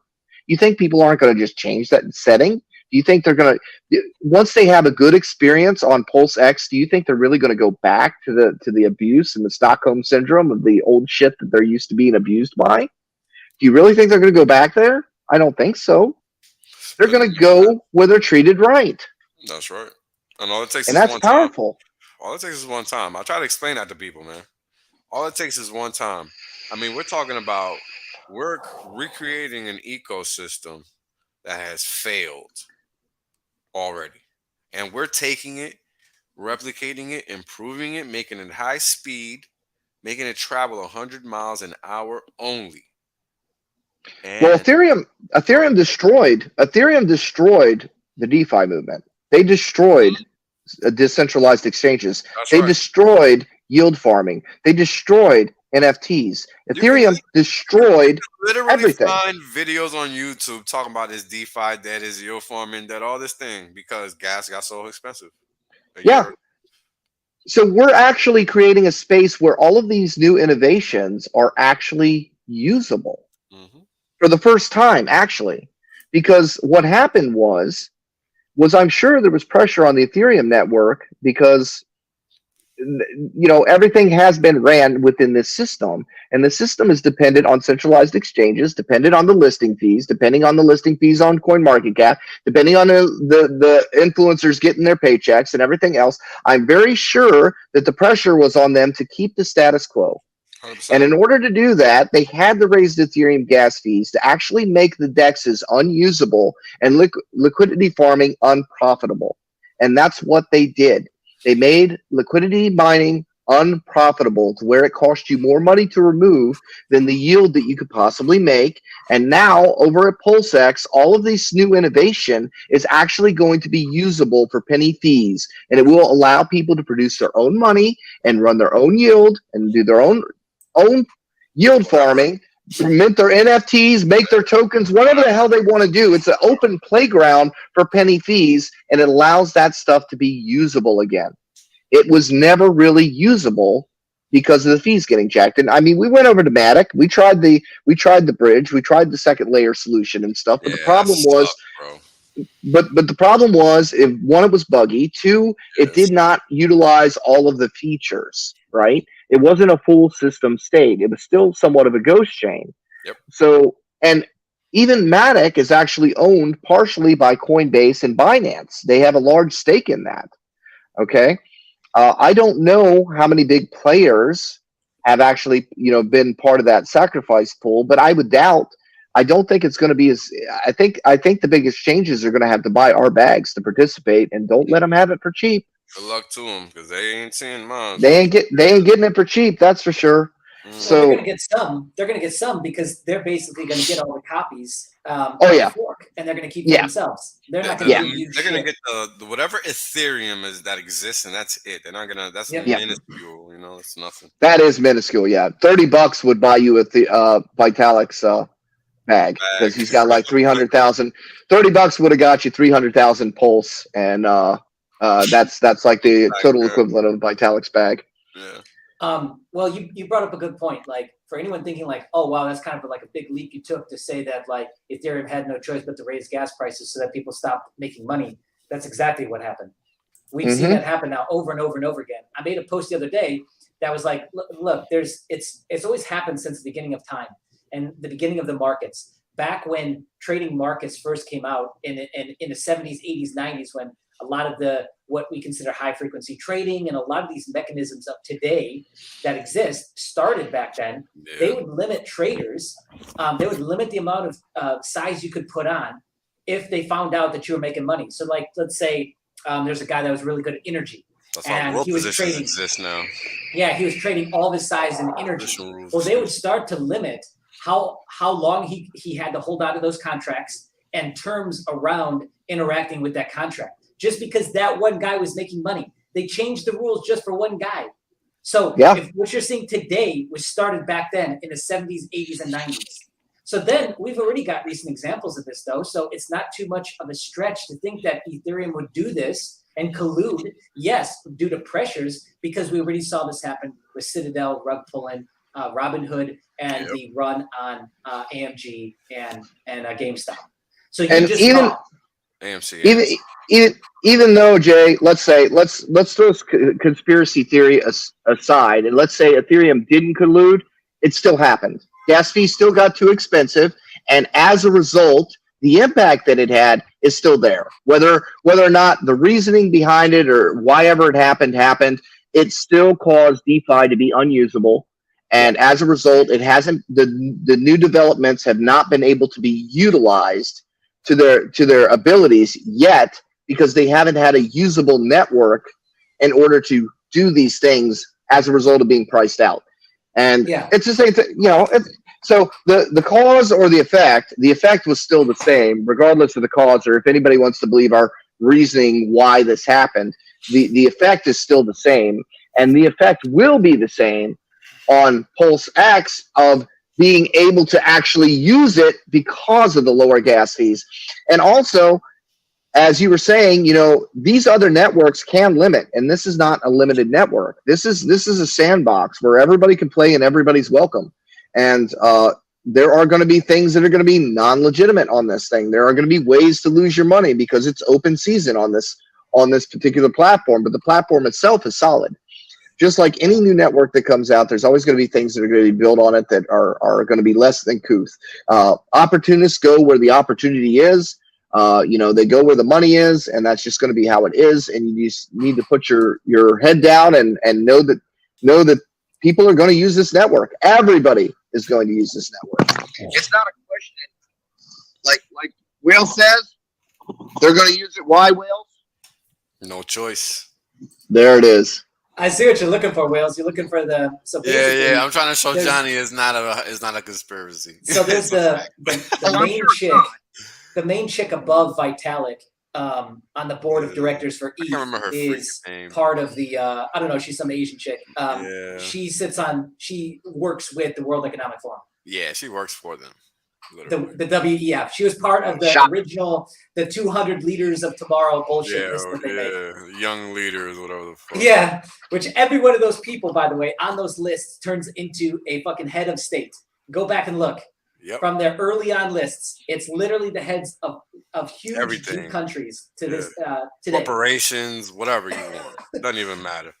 All these clowns your ass kissing. Yeah, that's exactly what you're doing. So there's your answer. Yes, it 100% had to do with that. How they did it, who cares? Again, the details don't matter. The details don't matter. We know they're there, and we just need to squash them. Yeah, because so the corollary I was making, in case you completely missed it, is like, look, if they could shut down traders in the 70s and 80s before the internet, before all this shit, they're shutting you down today. Oh yeah, they're gonna find a way. They're gonna find a way. They're gonna find a way. Yeah, it's not that about it. What's this chick's name? Maya? Ada? I don't know. Yeah, I can't remember. Let's see if I can dig that up really quick. Scan behind. See, I just need to find this chick's name because then I can find the exact link. Without the name, I can't find the link. Yeah. Let me do that. Aya. Aya. I knew it was either Maya or freaking Ada. AYA is first name. Search that. Just search Aya WEF. You should pull it up. Oh, here we go. Yeah. I think that's it. Yeah, there it is. She's the executive director of the ETH Foundation, which the ETH Foundation controls ETH, in case you didn't know. Yeah. Let's see. I don't like going to WordPress links, but that's what we got. Let's see if we can find direct source. Yeah, there it is. Yeah, I'm just trying to find the direct source. That's all. I don't let me try and put it in the chat. I'll put it in private chat.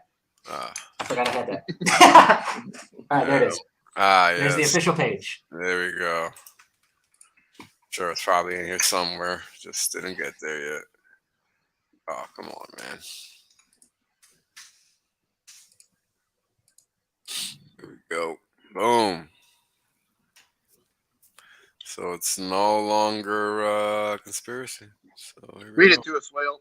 All right. I originally became fascinated in the blockchain space for its potential to impact financial inclusion in emerging economies. I guess that included $30 transactions for those poor African kids. In early 2013, she joined Kraken and educated the public, regulators, VCs, and media on cryptocurrencies and blockchain innovation globally as managing director of Japan. Her passion for creating lasting sustainable impact led her to join the Ethereum Foundation as executive director. There, she leads the foundation's work to support the Ethereum ecosystem through core research and development activities, financial support and guidance, and cross-sector educational efforts. Aya's goals is to help Ethereum maintain its soul. Imagine that. As an infinite garden. I think she wrote this. A decentralized creative space that is open source, inclusive, and what? Permissionless. So that ain't a crock of shit. I don't know what is. Oh, you get permission if you're willing to pay. All right. So, I mean, first. Well, come out. Doesn't this kind of speak to the fact that she probably wasn't getting along at Kraken, and so she's the problem? I don't know. I could kind of pull that out of this too. Yep. So she's saying she cares about these things, but she left Kraken. Why? Like I'm a pretty big fan of Jess Powell. I think he's a legit dude. I think he's a straight shooter. Yeah, he seems to be legit. Yeah, like from everything I've seen, I think he actually represents the morals and values of fucking what crypto's supposed to be. So that's kind of funny that this chick says she believes in those same things, but yet she doesn't work at Kraken anymore. So well, they spend a lot of time talking about what they believe, and then they end up doing just the opposite. You know, when you're talking about self-sovereignty, you cannot talk about a rich man's collectible being self-sovereignty. That doesn't make sense. Not everybody needs a damn Rolex to be free, guys. That doesn't make sense. Okay, if you want people, you know, it's like okay, Bitcoin's going to save Africa. Okay, how is a Rolex going to save Africa? I mean, really, what it comes down to, right? You know, you just rub it into the faces of, you know, this is something I got plenty of and you don't, and I can participate in and you can't. And if you could, you only get one of the cogs. You can only get one of the cogs of the watch. You can't have the whole thing. I mean, come on. Literally. I mean, you're not even making it up. You're not being hyperbolic at all. That's literally how it works. I mean, I come from a country that's similar to Africa. It's not as poor, but shit, it's not far from it. If it wouldn't be as close to America as it is, it probably wouldn't be as poor.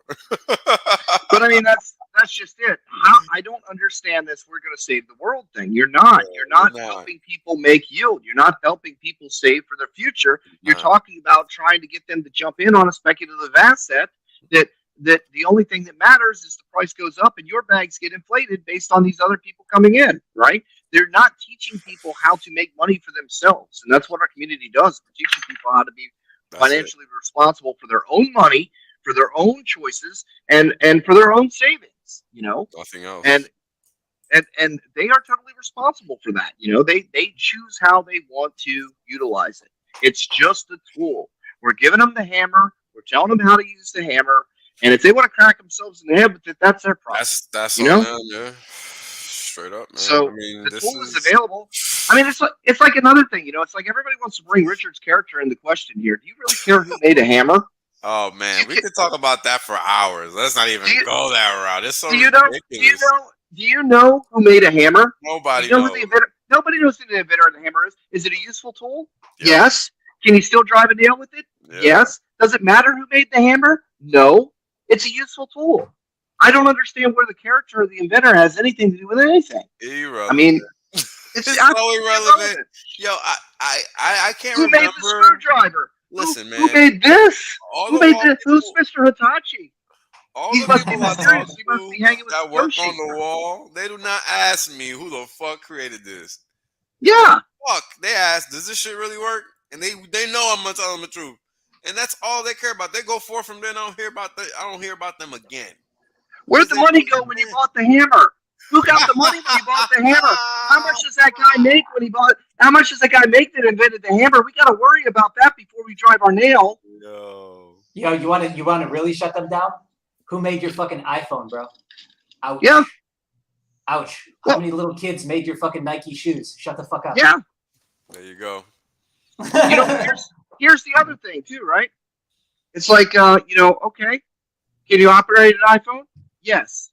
Can you build one? No. Do you need to know how to build one to use one? No. It's that damn simple. Y'all don't need to know how HEX works. It works. You don't really got to look under the hood as much as you're trying to look under the hood because guess what? It works. You don't need to be a rocket scientist to use it. You don't need to be a rocket scientist to use a hammer. You don't need to know how an engine's built to drive a car. You don't need to, it's interesting to us because we like the dynamics and we like the numbers. But to the common person, they don't need to know all that. Yep.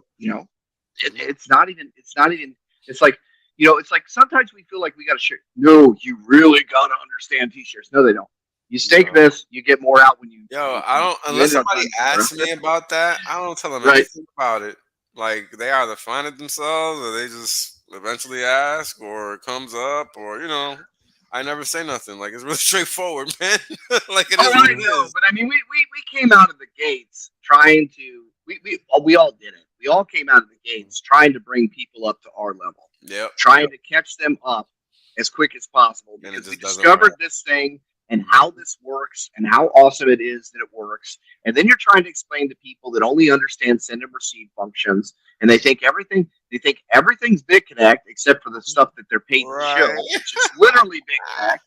Anything with the word finance in it was BitConnect. It's a centralized platform that controls the price of the coin through oracles is what it is, okay? And literally they were paid to show those things and they had no problem doing that whatsoever because they were paid to do so. But yet they'll be like, oh, no. We thought it was a good product. Me and Funding Jim literally did a stream about it.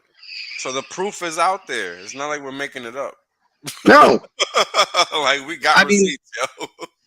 I mean, it's there, dude. It's there. Totally there. It's wide open. Yeah. They deleted their tweets and everything else. Their pickle finance, their cream finance, their damage finance. There's like a whole list of coins that say finance in them that are literally like probably made by all the same developers that nobody knows. Anonymous developers are good. Oh God, don't get me on that conversation.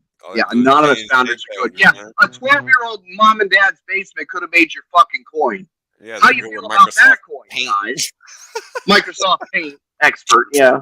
It's like, come on, guys. All they're doing is swapping out fucking file names and HTML lines and not even touching code, People buying curse word tokens. Oh boy.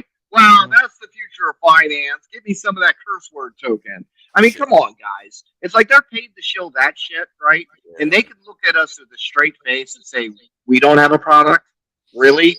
Really? I mean, you could be celebrating and Mexican parties with us, or except for the fact that you keep listening to cashiers and taxi drivers. What the fuck? Is this real? Please let us know. Damn. Kind of makes me wish I was watching TV at this point in time because I never do. What's going on? Apparently, I missed it. Will Smith just smacked Chris Rock live on TV at an award show. I don't know. I don't even know. No, I guess it did happen. Oh, nice. That tells me that they down bad on views. Wow. Must be crazy. They down real bad at Oscars, man. Yeah, pretty much. It's funny, but I'm not motivated to even go check Twitter about that. But good for them. At least I've not watched cable TV in over 7 years. Yeah, I don't.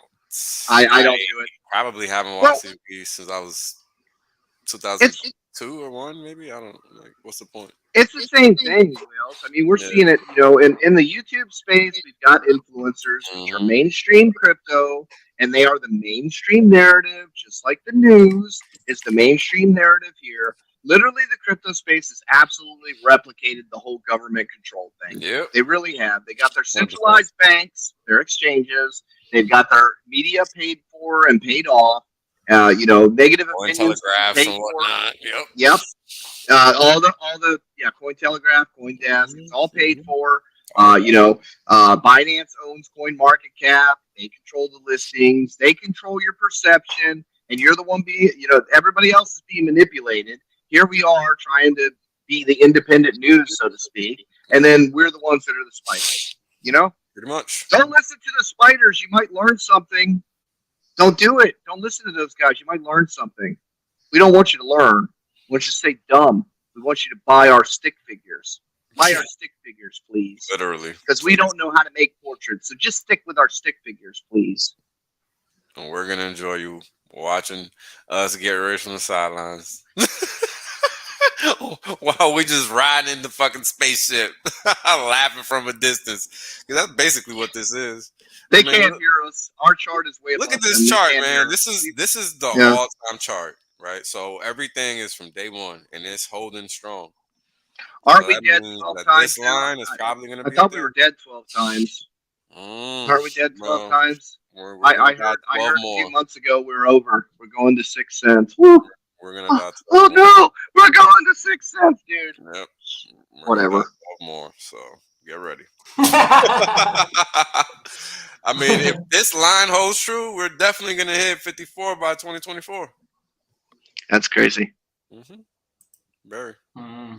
About fucking time. Very much so. Yeah, that's the other thing, right? I love the, hey, it can't because market cap. Yo. Okay. Man, people do not get it. Like, that's all right. Let's see this. What was Bitcoin's market cap? Imagine that if every house on a block was for sale, what would the prices be? Like, of course they would all be like 10-20% less, fool, because they're all for sale at the same time. But when there's only one for sale at one time, then guess what? You're gonna pay that freaking market value. You got no choice. Well, it's even simpler, Wales. Okay, what was Bitcoin's market cap when it was at $20,000? Shit, I don't know. Okay, well, it was about 300 million. Hold on, we can look it 300 up. billion. 300 billion, and then we broke $1 trillion.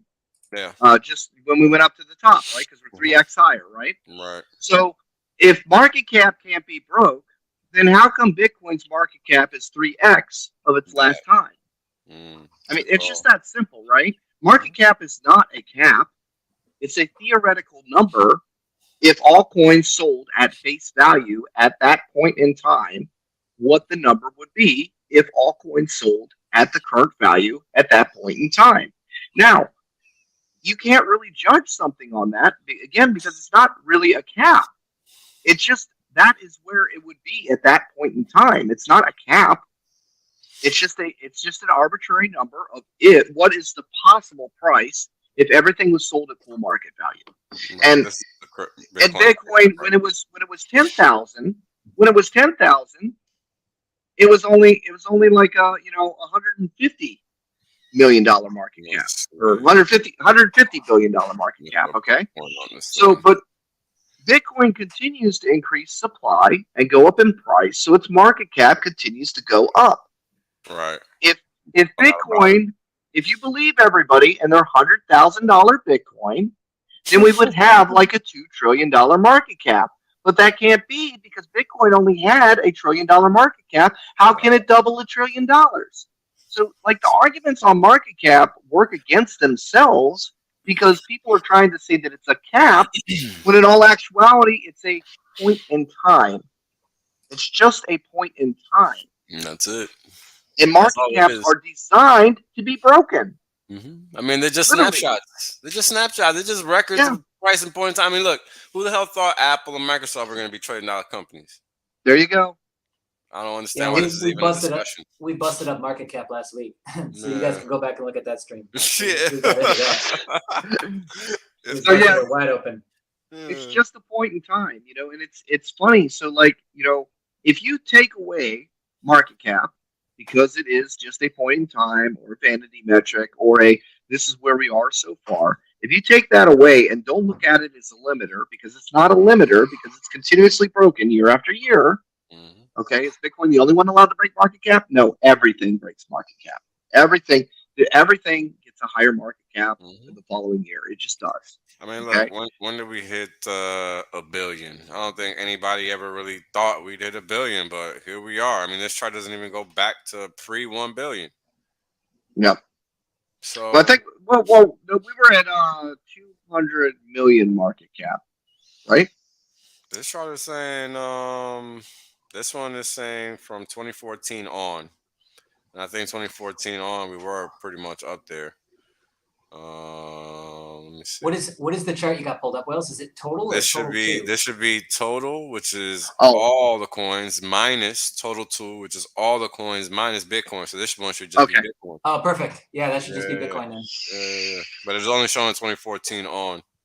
Okay. Which is the issue. Yeah.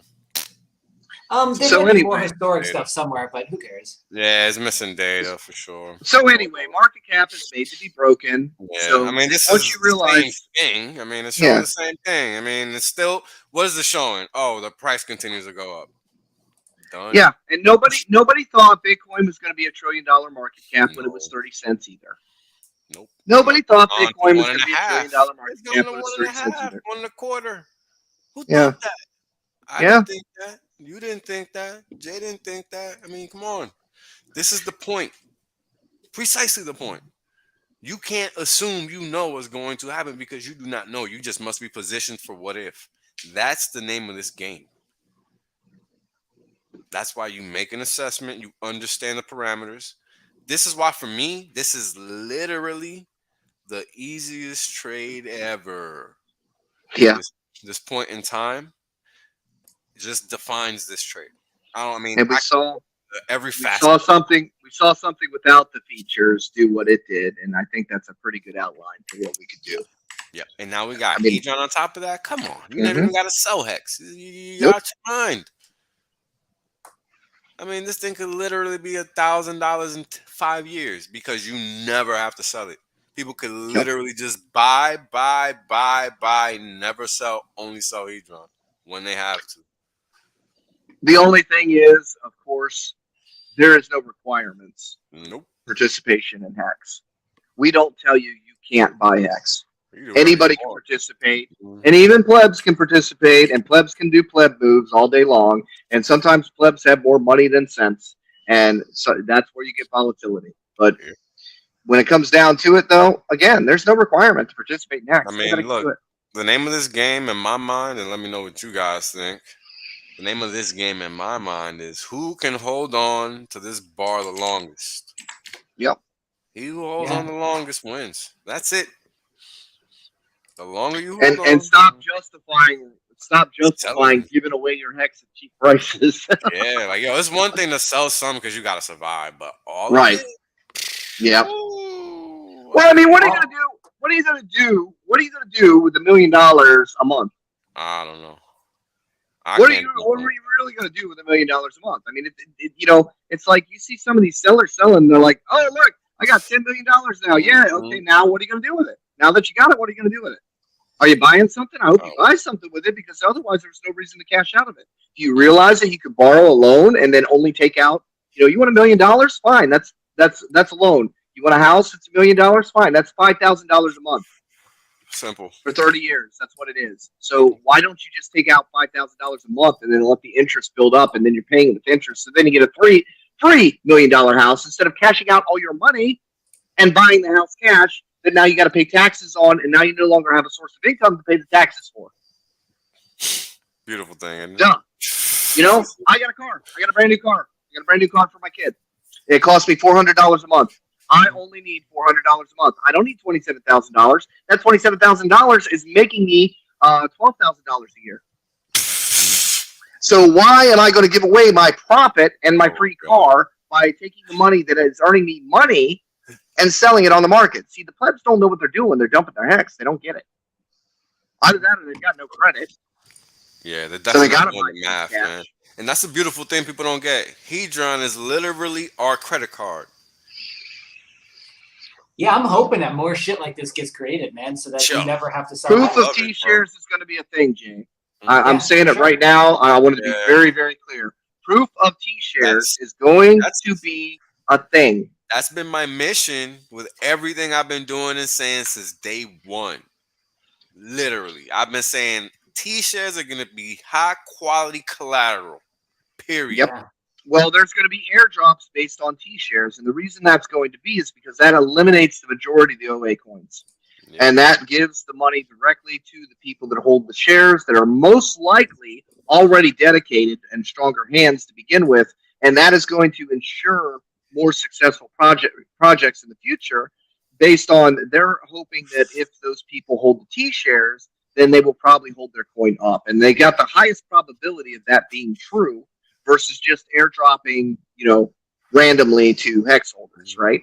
So HEX holders that are holding liquid are looking for an opportunity most likely to drop some. So those people are not going to be qualified for those new airdrops that are going to be trying to be distributed to the stronger hands. And just like Hedron is actually more the first one to utilize the proof of shares, and you're not getting credit for just liquid HEX. You're only getting credit for T-shares. That's crazy. And, right? and that was the right way to go, because that limits the amount of coins and influence that the OA has over that product, and you know that you're distributing to individuals and not just to the OA. And I think that the proof of T-share thing will be the next thing. So it's going to be much like the holders of Bitcoin that got all the free coins that they got. Right. It's not going to be the HEX holders. It's going to be the holders of T-shares. So proof of T-shares is going to be a thing. Yep. I mean, imagine. The moral of the story is, your ass should have listened and stayed at HEX. Everyone done told you. Everyone done told you. I mean, damn. Who would have thought? Yeah. Because people are used to just something like that not happening. And now, do you understand? Go ahead. You understand how many people are going to miss out on all of those airdrops as a result of not owning any T-shares? And HEX is the only coin that has those T-shares. Beautiful thing. I love it. I'm happy. And what do new projects do? They go where the money is. Mm-hmm. Where is the money in the crypto space right now? Right here. So where do you want it? Who do you want to participate in your product? Do you want to cater to a community that already has money, or do you want to cater to the randoms? So I really think that smart new products will cater to the Hexicans with the T-shares. Period. Yep. I mean, I gotta say something. Shout out to T-Bird, because this is very poignant and very, very true. It'll be proof of T-shares, because T-shares soon will be almost unattainable. I mean, we forget that it was only 6 months ago they were $8,000 per T-share. Mm-hmm. Per so one. $3,000 right now, but we also remember at one point in time they were only 60 cents. $3,300. Wow, it's up. It was $2,500 the other day. Yep. The last time I updated my charts, I think that was around 2,500. Let's see, because this is insane. Wow. Yeah, 324. Well, this is another thing too, and I do like the fact that they're kind of switching to B shares, is because we're T shares are actually getting to the point where the average person cannot own a whole one. You know, and that becomes a thing. We don't want to be as sexy because oh, you don't own a whole T share, you can't be one of us. I mean, you don't want to kind of do that thing, you know. Right. But yeah. That's never really been smart. It's funny. It's funny. It's still it's kind of funny now, but I mean, it's not going to be funny in the future when a T share is like a 20 grand. Right. Because a T share will eventually be the equivalent of a Bitcoin. 100%. It will be.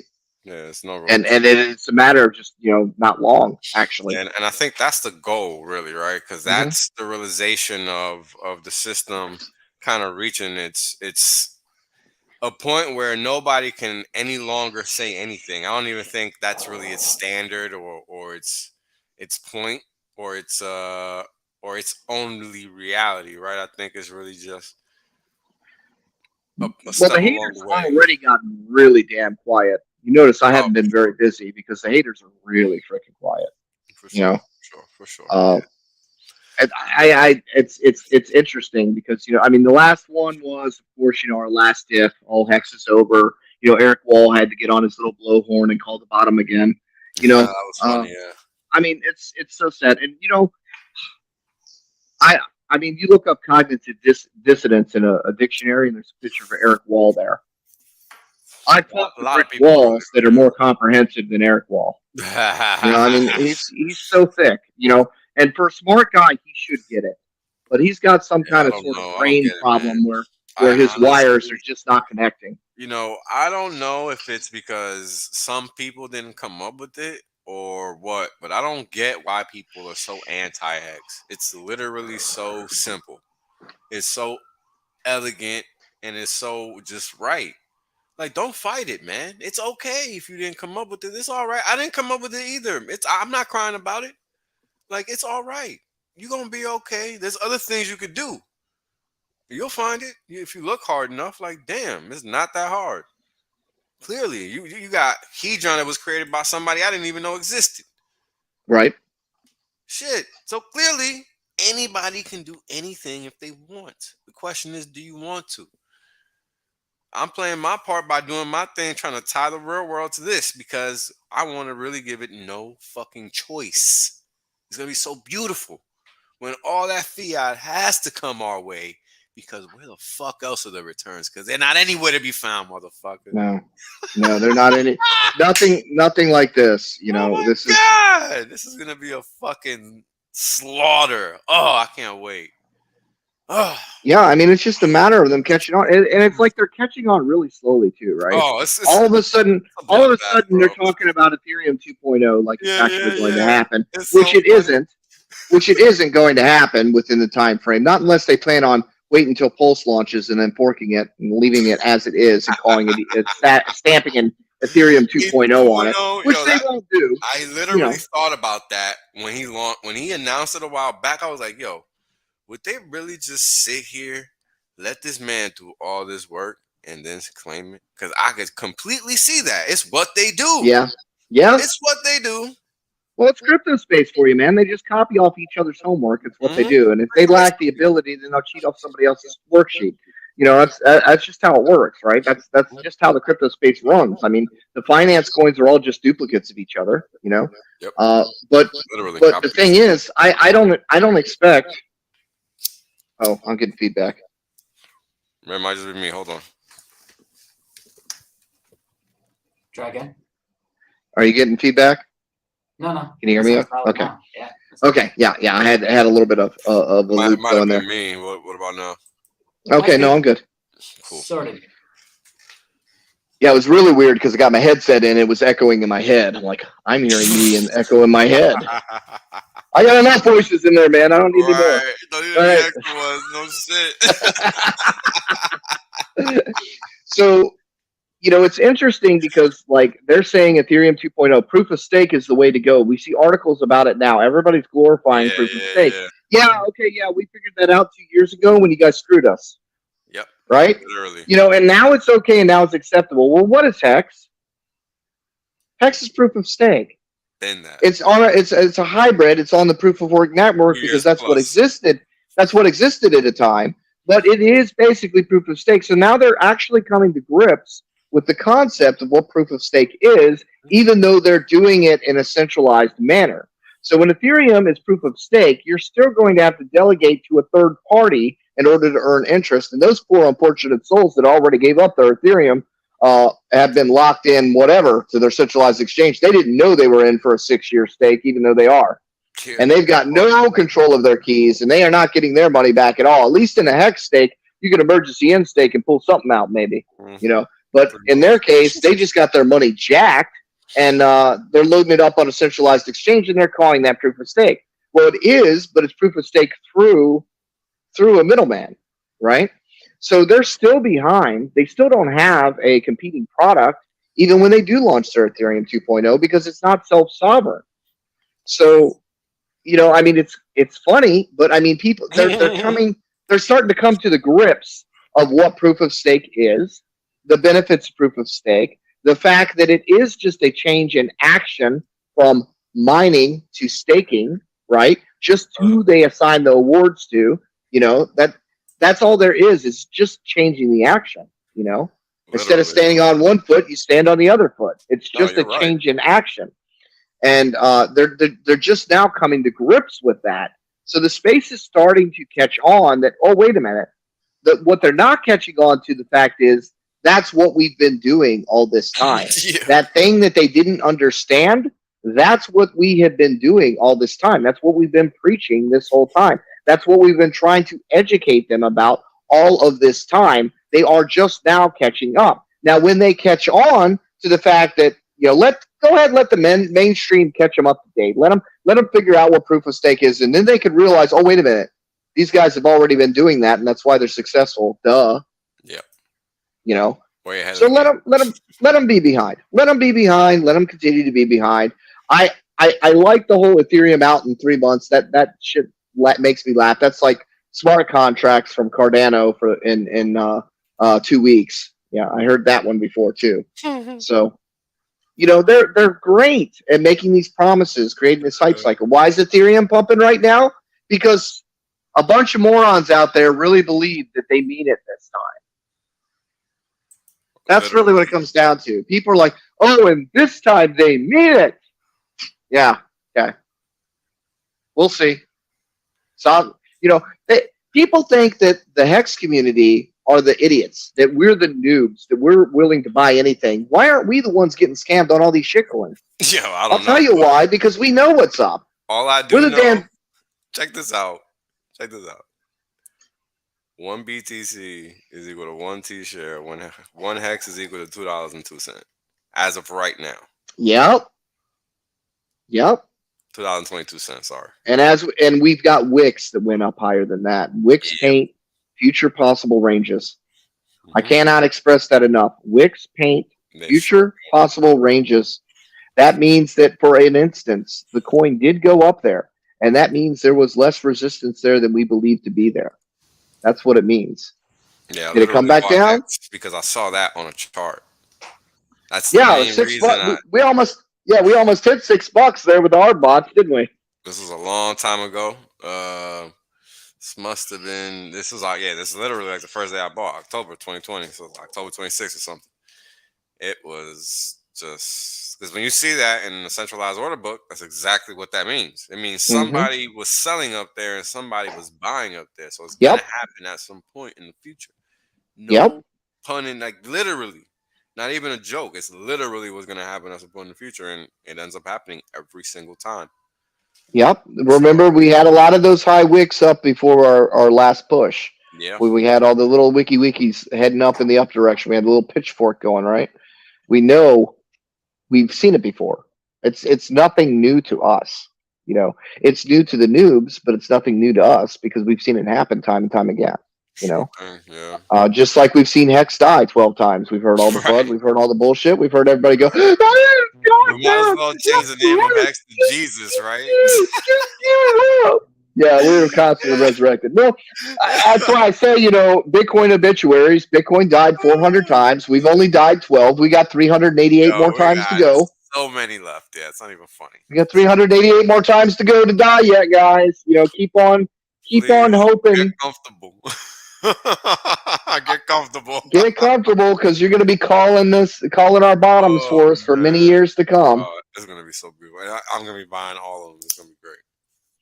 I'm a net buyer of Pulse for the first year. I'm going to Oh be man, watching look, those dips. I am a net buyer of Pulse for the I've first been year. I taking. can't wait for people to screw up. There've been so many people that have missed both. That I think what's Mm-hmm. gonna happen is that we're gonna see Hex ramp, and then Mm-hmm. upon mainnet launch, we're gonna see Hex dump, and then Pulse Mm-hmm. chain and Pulse X ramp. Because so many people have missed both that the only way for them to get either is by doing that or whatever crap coin they got. But that's Mm-hmm. literally the only way. But the most liquid path is going to be through Hex, so that'd be the smartest way. But that's what I Oh yeah, really think could happen. I don't know. What do you that's the irony. That's the irony there, right? The Hex think? haters that missed out on Hex, Right. their best way to get Pulse is to buy Hex. Yep. That's the irony right there. Only way. I mean, hate it as much as they want. Hate it as much as they want. If they want to be able to get in the other things, then they need Hex to get over there Yep. because that's the only thing that's going to have any real value over there day one. Yep. It's Literally. it's going to be the No, only no thing over choice. there. Yeah. No Yeah, choice. It's crazy. because the stable coins have to be bridged over and stuff. So you know, I mean, it's day one. If you want money on the new network, then your best bet is to have Hex because it automatically gets transferred over there, whether you like the Hex or not. Doesn't matter. It's How the ironic is that? easiest. It's the easiest tool to use for that job. Period. Mm-hmm. Laid Whether out. you love Richard, hate Richard, love or hate Hex, if you want into the Pulse network, that is probably your easiest gateway, and that's the irony. And as we said, if you're trying to wait before the day of Pulse, good luck with that. You go ahead and buy that $6 Hex. Pretty much. Enjoy, Yeah, but because we there's not going to be enough liquidity for everybody to jump in the day before, and laughing. and we would just be laughing it up. We're just going, you can't get in now. You bitches locked out. I mean, you remember how hard we were laughing at 50 cents? Imagine how hard we're gonna be laughing at $5. Oh God. Wow. I mean, and see, that's the point of perspective, right? If you're sitting on millions of Hex, it's hard to imagine, Mm-hmm. you know, those kind of price points because it just Yep. doesn't seem real. Really? But you know, it didn't seem real to people holding a million Bitcoin either. That's why they gave them all away. That's right. You know, it didn't seem real. It did I not mean, seem do you real. It doesn't make remember sense. seeing in the chat, the BTC chats back in the day when the guy was trying to buy the pizza saying it's only 10,000 BTC, no big deal. Right. I remember Yeah. him. I remember him typing that. I remember that. Right. I remember that Right. literally on there. Yep. Well, Hexo bought 2 pizzas for 80,000 Hex. That's some expensive ass Hex. That's a car. Yeah. It's That's a 20 really G's nice right car. now, right? That's like 20, 15 G's right now. Yeah. Something And like that. Hex Kong staked it, so he's been earning interest on this the whole time. Nice. Or earning. I'm sorry, yield on it the whole Yield, time. yeah. What was But, it? 80,000. yep. And he staked it for 555, so he's getting a good. Oh, I mean, you're talking T shares at that time are only 10,000 Hex, so right. yeah, he made fat bank on that. So that's $12,500 apparently as of right now. Just a pizza. Yep. Just a pizza. So Not counting all the interest and everything. Yeah. So yeah, that's what we're about to do right now. This is just a pizza, okay? So the interest staking by itself, I think, what was that? Maybe May 2020. Freaking Hex Kong could just pull it up for you. He's probably in the damn chat. I don't know, but let's go with June 2020. Let's say it's been 2 years. So for 2 years, this Plus person big payday. plus a payday. For 2 years, this person well, all right. It's ridiculous, right? Because let's be accurate with this ridiculousness, right? Let's be accurate with our ridiculousness. That's really what it is, bro. This is kind of crazy, but that's really what it is. So let's see here. Where is this chart? Boom. All right. So December 2nd, 5 months is 30 times 550. So right about here. Jesus. Jesus. Hell, that's like below 50,000, and this thing is at 350,000 Yep. just in return. Yep. So that's Hexo, at least a I net hope you got extra 300,000. cheese, bro. Yo, I hope you got something else. That's crazy. That's at least another extra 300,000 on top of the 12,000. I mean, man, hold on. So this is like, was that 300,000%? Was that right? Yeah. 300,000%. So it's 300,000 or 3,000 times. I don't know, Wales. I had him check on it back when we were around 30, I'm letting 40 you know. cents. Yeah. I had him check on it around 30, 40 cents. It was like around $50,000. Well, it's gonna be that at some point. Hold on, no, there was a 9 in there. There wasn't supposed to be no 9. That's why it's all stupid. Hold on, I must have typed on something because it was 12,500. Oh, still a stupid number. It's important to be accurate about our ridiculousness. Yeah, I want that quote. I'm gonna go on ahead and go with 30 times. Let's go with that because it's been almost 2 years. Yeah. You got to think it's close to that. So let's, for conservative sake, say it's 400,000, whatever. Jeez, 555.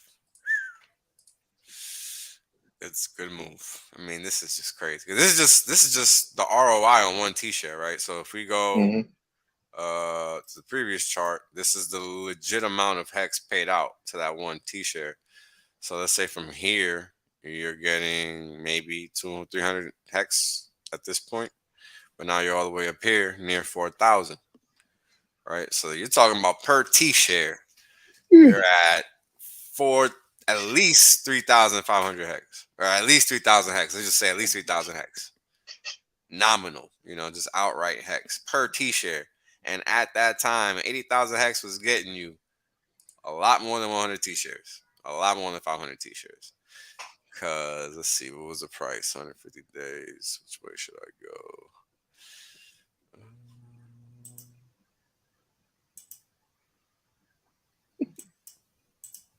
Here we go. Okay. So at one point, T-shares costs. Ooh, they were jumping already at this time. So it was already too late. $16 per. Basically, $16 to $20 per at this point. $150. So it was still already steep. But you can and we still pennies. We still pennies. But the we T-share still pennies. Wait till we dollars. The T-share rate. So the T-share rate was still really only 10,000 hex at the time, right? So that's what we really got to go by. So 80,000 divided by 10,000 divided by multiplied by 3. So 20 something. 8 times 8. 16, 24. 24 T-shares. 24 T-shares times 3,000 per T-share. Not a bad deal. Not a bad deal.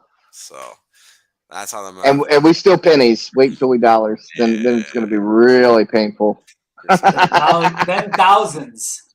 Yeah. It's going to be mental. Yes. Precisely. Mental. Because that'll be the new shit test at that point, is when it's so fucking mental that you don't even understand it. So it's going to be begging you to take it all and sell it all. It's going to be begging you, screaming at you every second of every day. Sell this shit right now. Makes sense. That'll be the next shit test. Yo, it's crazy, man. It's crazy. But yo, we've been on for 3.5, man. Let's wrap this up because I gotta go eat something. This shit crazy. I was just making oatmeal in the background. Yo, I bet, bro. This is getting wild, man. I'm fucking starving. I'd love to keep going because this is a great conversation, but Well, I'm glad I had time to come visit with you guys for a change. Man. It's been fun. For sure. It's been fun. We gotta do this again because I don't get to have you on often because you're just not that kind of guy, which I respect. But definitely always a good time because we hit on all the points. We have to, right? It's like really not even an option. We have to because somebody got to do it. Somebody has to do it. People have to understand that this is serious. You know, and there's nothing serious in laying people down with a billion freaking facts so hard that they get shocked into acting. Like, that's one way to get people too, you know. So I think that's kind of what the effect is that I like to take. I think you do the same thing, just in your own way. I think Jay does it as well. So hopefully we can do it again in the future, man, because it was a good time. It was a good time. 100%, man. Yeah. Thanks for having me on. Yeah, for sure, bro. For sure. Yeah. So pleasure, guys. I'm gonna go ahead and play this outro, and you guys have a good night. Peace. See ya. Take care, guys. Right. The reality is that I want to be rich as fuck. There's only one way to be rich as fuck. That's by sitting on your ass the longest. That's it. That's the secret. The guy well told you. Richard done told you. I done told you. Kareem done told you. Maddie done told you. Everybody done told you. Everybody done told you. Shit, motherfuckers still acting like they don't know. Appreciate that. Yeah. I appreciate that. 100% safe. There's plenty of games left. Valiant done told you. Yo, everybody said it. I mean, hey, you know what it is, man? Everybody done told you. Y'all